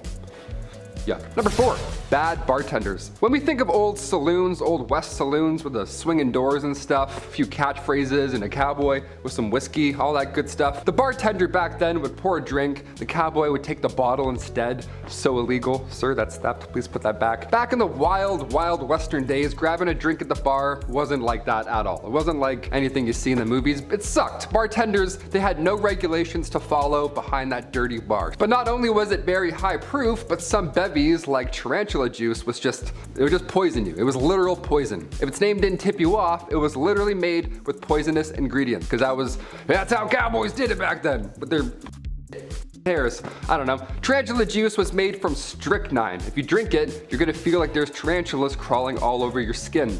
That was their pitch back then. They're like, happy hour, come get tarantula juice. I'm like, awesome, thank you so much. How do I not tip? Which button do I press to not give you money, you freak? Number 3, grow it out. In the Old West era of the United States, men often grew their hair long as a practical choice rather than a cool fashion statement. You know what I mean? All those bandits with their long hair, they had to. Living in the rugged and often isolated terrain of the West, men had to perform many physically demanding tasks like hunting, ranching, mining, pouring whiskey drinks and tarantula juice. Long hair would help protect their scalp and neck from the sun and wind and all that good stuff. But it's important to note that haircuts were not always easily accessible back then. And many men back then could not afford them or did not have access to a barber. It's like, I can't cut it. It's like, where? We don't have anything. We don't have dental. What do we do? As a result, growing their hair long became a practical and functional choice for many men back in the Old West rather than, style. They were going for looks back then. They weren't doing man buns, doing the cowboy thing. They're like, no, I have bugs. I don't want you to see my bugs. I'm gonna grow it, thanks. Number 2, outhouses. This one here stinks. In the Wild West, outhouses were sadly common as indoor plumbing was not yet available. Didn't think of that yet. So these structures were often simple and consisted of a small building, if you want to call it that, with a hole in the ground for your waste disposal, if you want to call it that. Now, due to the unsanitary conditions and lack of proper waste management and knowledge about germs and stuff, outhouses could attract a variety of insects and other pests, and it was just bad to go in there. Flies, mosquitoes, other bugs that were commonly found in and around these structures, and they could potentially transmit diseases to humans. So if you're in there, you really get your business done and then get out. You don't want to waste time. You're not checking any tweets while you're in there, that's for sure. Despite the unsanitary conditions of an outhouse, they were a necessary part of daily life in the Wild West. And people learned to tolerate the bugs and just deal with it because they're like, you know what, this is better than going on outside. Whatever's going on out there, we're good. Close that up. One time I went to a cottage when I was younger and my mom didn't tell me that they had only an outhouse. No running water the entire week. I was like, awesome, let's turn around, I guess. I'm not doing that. I held it for like 7 days straight. It was a nightmare. And finally, number 1, broken bones. I'm lucky enough to have never broken a bone. I mean, knock on all the woods. But what if you did back in the old Western days, right? Then what would happen? What, is a cowboy gonna heal you up? No. What if you were trying to learn a kickflip and you broke your leg? Then what? What are you gonna do? If the dental plan was any indication, it's not pretty, not a lot of options. In the Old West, broken bones were a common occurrence, particularly among those who worked in physically demanding jobs, like ranchers, miners, cowboys, around livestock. Those things kicking you randomly, something's gonna break. Treatment options were limited and often relied on first aid techniques, splinting the affected area with whatever materials were available, such as wood, cloth, or even animal hides. It sounds crazy, but back then that was really the only method for immobilizing broken bones. Pain relief, that was only provided with natural remedies, such as opium or willow bark tea, so you're gonna feel that entire healing process. It's gonna suck. More serious fractures, like ones that, go through the skin, those require the attention of a doctor or a surgeon. However, those medical professionals back then were not always available in the remote areas of the Wild West. No helicopter's gonna come in and grab you and then take you out. No, you're basically fucked more often than not. Starting our list off at number 10, no bar stools. This one here is for all the bartenders out there. Okay, bar seating is vital when you go out. It's the first thing that you see when your random party of 12 arrives, then asks for spots all of a sudden. So it's a little jarring to imagine a world where you couldn't sit down at a local pub. Yeah, standing room only. That's it, don't lock those knees or get too comfortable. You got your regulars coming in often, right? You got Karen with the limp. She's so nice, she's awesome. Imagine if she had to stand up the entire time. No way, get out of here. We have a booth just for her all the time. She always gets a grilled cheese, so nice. Back in the Western days, bar stools weren't a thing. In the 1800s, you couldn't sit and vent to your local barkeep about why your ex hasn't texted you back. No, that wasn't a thing. They didn't have stools at the bar, nothing, just one rail. Just a bar rail to put your foot on and then have a weird balance the whole time. That's great, that's awesome. I feel like a cowboy already. Just a nice cowboy lean, that's comfortable. I'll eat fish and chips standing up, I guess. Let's move on. Number 9, medicinal showmen. Back in the Wild West, I mean from the 1860s, from the 1890s really, they had these medicinal showmen. And it's exactly what you think. It's ridiculous. Step right up, you won't believe your eyes. Cough syrup. Crazy, right? So these guys would go town to town selling elixirs and tonics, but they would really nail the pitch. I mean, that's all they had back then. There's no science to back them up. There's no Yelp reviews. They would have pawns instead, like their friends, run ahead into town and plant themselves in the audience before these random medicine shows. That way, when the world's greatest showman, doctor arrives, whatever, he randomly picks an ill patient and then boom, just like that, they would be cured. One of the most successful of these elixirs was the elixir made by John Healy and Charles Bigelow. It was a mixture of herbs, root, and animal fat. It was said to treat any illness, but in reality it was only a laxative. What a fun show that is. Step right up. Not that close. Trust me, not that close. Number 8. Camels? That's right, we're not riding horses, we're riding camels. We got room for 2 people, depending on the amount of humps. I know they have 1 or 2, depending on which. Alright. In 1855, the United States Army decided to import 75 camels into Texas. Yeah, why not? After all, the terrain in the Old West was fairly similar to the Middle East, so I guess it made sense. The camels made supply runs between Camp Verde and San Antonio, but trouble began when an American Civil War broke out. Yeah, a little bit of a thing happened there. Now eventually the camels were sold off or simply let go into the wild where they multiplied and began to cause havoc, and then so on and so forth. So much so that folks began to spin urban legends, such as the Red Ghost, which was a 30-foot tall creature that made people quiver in their breeches or breeches. I don't know what they say, jeans or pants, whatever's Western, the Western version of pants. Trousers, that's British. Trousers is definitely British. It's not a cowboy at all. When in reality, it wasn't a monster, it was just a camel. But yeah, camels can be pretty frightening when you see just a silhouette. Again, with the 2 humps, it looks like a monster, for sure. I was a kid, I went on a camel ride once and I cried. Never doing that again. Oh, so that's pretty cruel.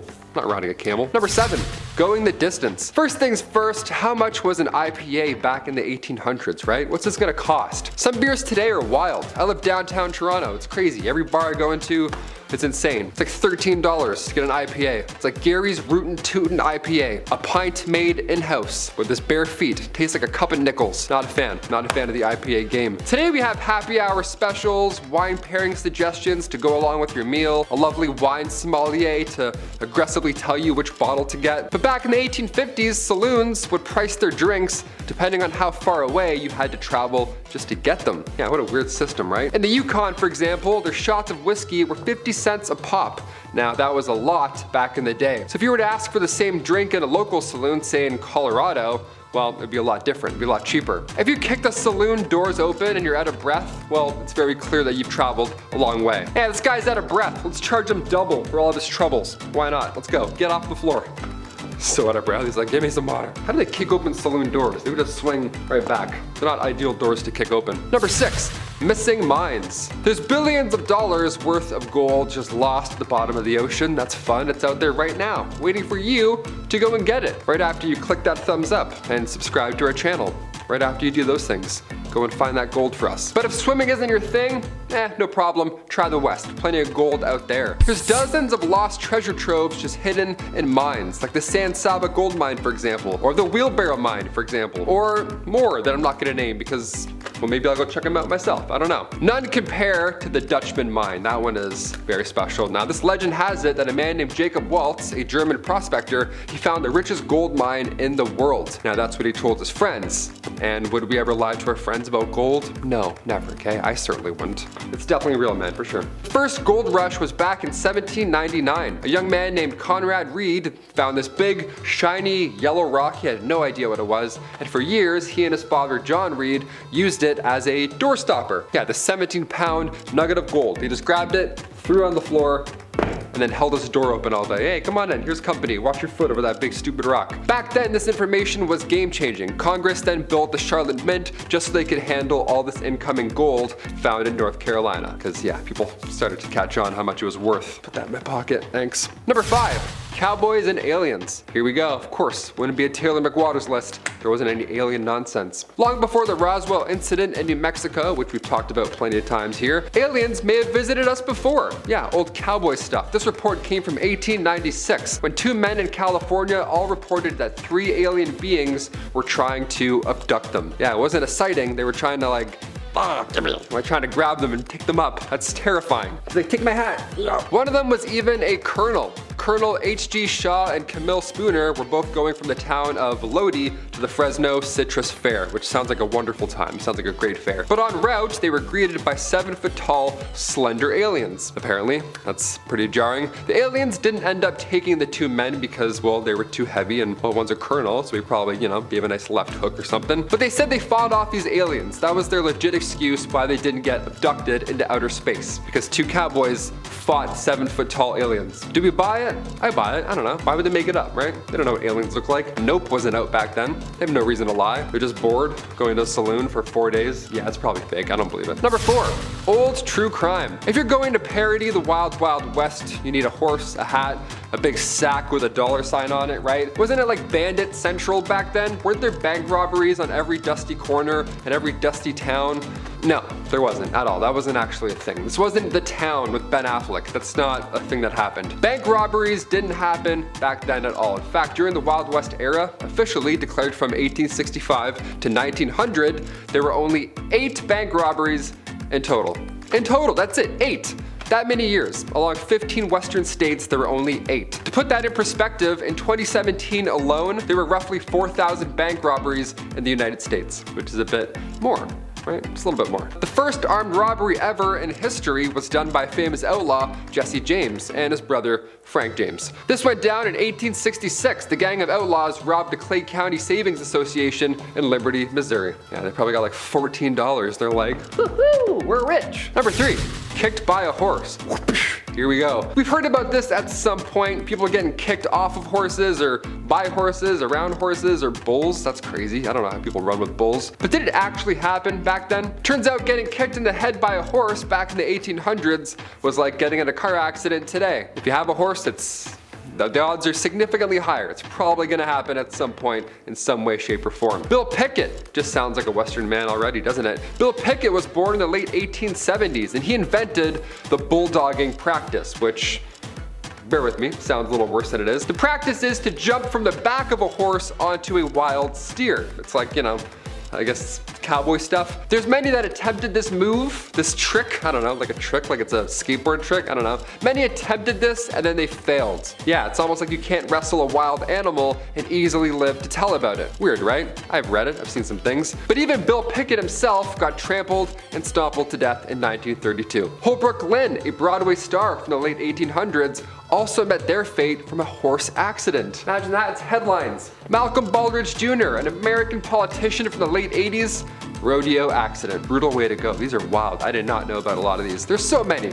Look into them if you want. Such a grim list. Top 10 people that have been killed by a horse. I don't know. Maybe. We'll see. Number 2, business in the front and also the back. I love going to a pub, right? And right as the night begins to decline, a band always appears out of nowhere, right? You're like, yes, there we go. We have a band. Now we're staying for 9 more hours. Let's do it. We have a night. Good or bad, we love a band. Play, shout, I don't care. But bars back in the Wild West, not many bands. Wasn't so fun. Not a lot of jazz going on in those saloons. Not a lot of open mics either in the 1800s. Turns out that's no fun. Back in the 1800s, these saloons were only for business. That was their sole purpose. You come in here, drink something awful, put that weird foot up, and make a deal. The odd time, sure, you'd have poker, dice to be laying around, a piano perhaps.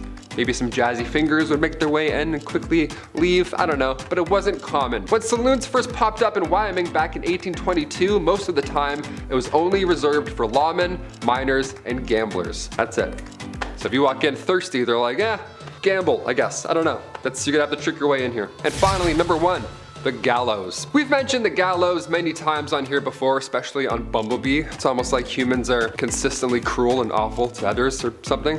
Odd. But when it comes to meeting your fate in the Wild West, well, it sounds horrible to say, but with everything else that we've heard, at least being hanged was fast. Being kicked by a horse and whatever comes afterwards, probably not so quick. And in the case of Tom Blackjack Ketchum, it was a historical death. See, after a train robbery gone wrong, Tom Ketchum was held in prison until his date with the gallows arrived. But while waiting in prison, he gained weight. This guy was eating. He was eating good, apparently. He weighed around 200 pounds by the time of his demise. And dark detail here, but his body was so heavy that when he was finally hanged, his head left his body. It kind of like it popped off his torso. It's disgusting, but we have to end on that. Number 10, dead bodies for entertainment. Now life sure wasn't easy on the frontier. If the dysentery didn't get you, there was always the chance you'd end up staring down the wrong barrel and find yourself in a hastily dug grave. Or, if you were real unlucky, your dead body got stuffed and carried around the country as a sideshow attraction to get folk to spend a nickel to gawk at you. Wasn't too uncommon for sheriffs to pose dead bodies of outlaws like fishing trophies for photos.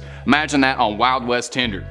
Elmer McCurdy was one of the last famed outlaws who, after a failed train heist, found himself buying the farm at the hands of lawmen after a $46 take. McCurdy's body was taken from coroners by someone who claimed to be a friend, but really all they did was sell him across the country to circuses, carnivals as the body of an outlaw that you could come pay a nickel to see. Eventually, McCurdy would end up in a Long Beach, California, where a TV show being filmed was using an amusement park as a backdrop. Set designers were moving a prop mummy in the haunted house, only to discover that the prop wasn't too much of a prop at all, but was the stinking corpse of the no-good varmint Elmer McCurdy. He would end up getting himself a proper burial after 66 years. Hey, you think your job's hard? Feller was working 66 years after dying. It's a living or a dying. Number 9, cowboy shows. Is there anything more iconic than the cowboy? The symbol of American freedom, manliness, and all things that made the West.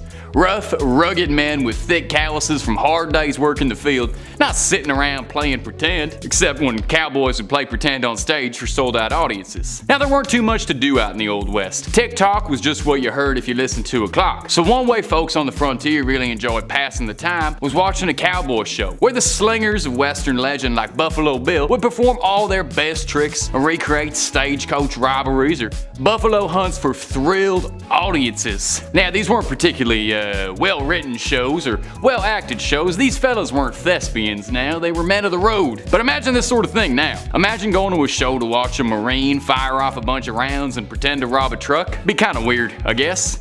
But that's what you do when no one's invented the internet. You get up to some pretty weird stuff. Number 8. Eating garbage. If you imagine the frontier, what kind of food comes to mind? Maybe a hearty bowl of chili? A nice stew, cooked rabbit over a fire? Oh, you wish. Frontier folk had to eat whatever they could come by and afford. As such, some Wild West tastes might not sit right on a modern palate. One Virginian cookbook from 1878 lists a way to prepare squirrel stew, and I ain't even gonna bother including the directions in case you wanted to make that at home, cause just the idea of munching a squirrel makes me want to hurl. I suppose when you really come down to it, squirrel ain't that much weirder than a rabbit, but I wouldn't order it off the menu. Now, if squirrel stew ain't your cup of tea, maybe cooked calf brain might do it for you. Boiled brains of calves were commonly served alongside bacon and eggs as a breakfast staple. Other frontier favorites included son of a gun stew, which was a hodgepodge mix of all the garbage you wouldn't normally eat. Calf hearts, liver, intestines, tongue in a pot with onions, salt, and pepper. My stomach's ringing. That's just like Mom used to make. What's that smell? Let's continue on that last point about cooking, because I got a humdinger of a fact that'll make that last one seem downright appetizing. If brains and guts didn't turn you off cowboy cooking, let me tell you this. The Great Plains and the frontier weren't exactly known for being particularly arborous. That's a $5 word that means there weren't a whole heck of a lot of lumber to make into firework, not too many trees around in the desert. So if folks wanted to get a proper bonfire going, you'd have to get creative and use alternative kindling,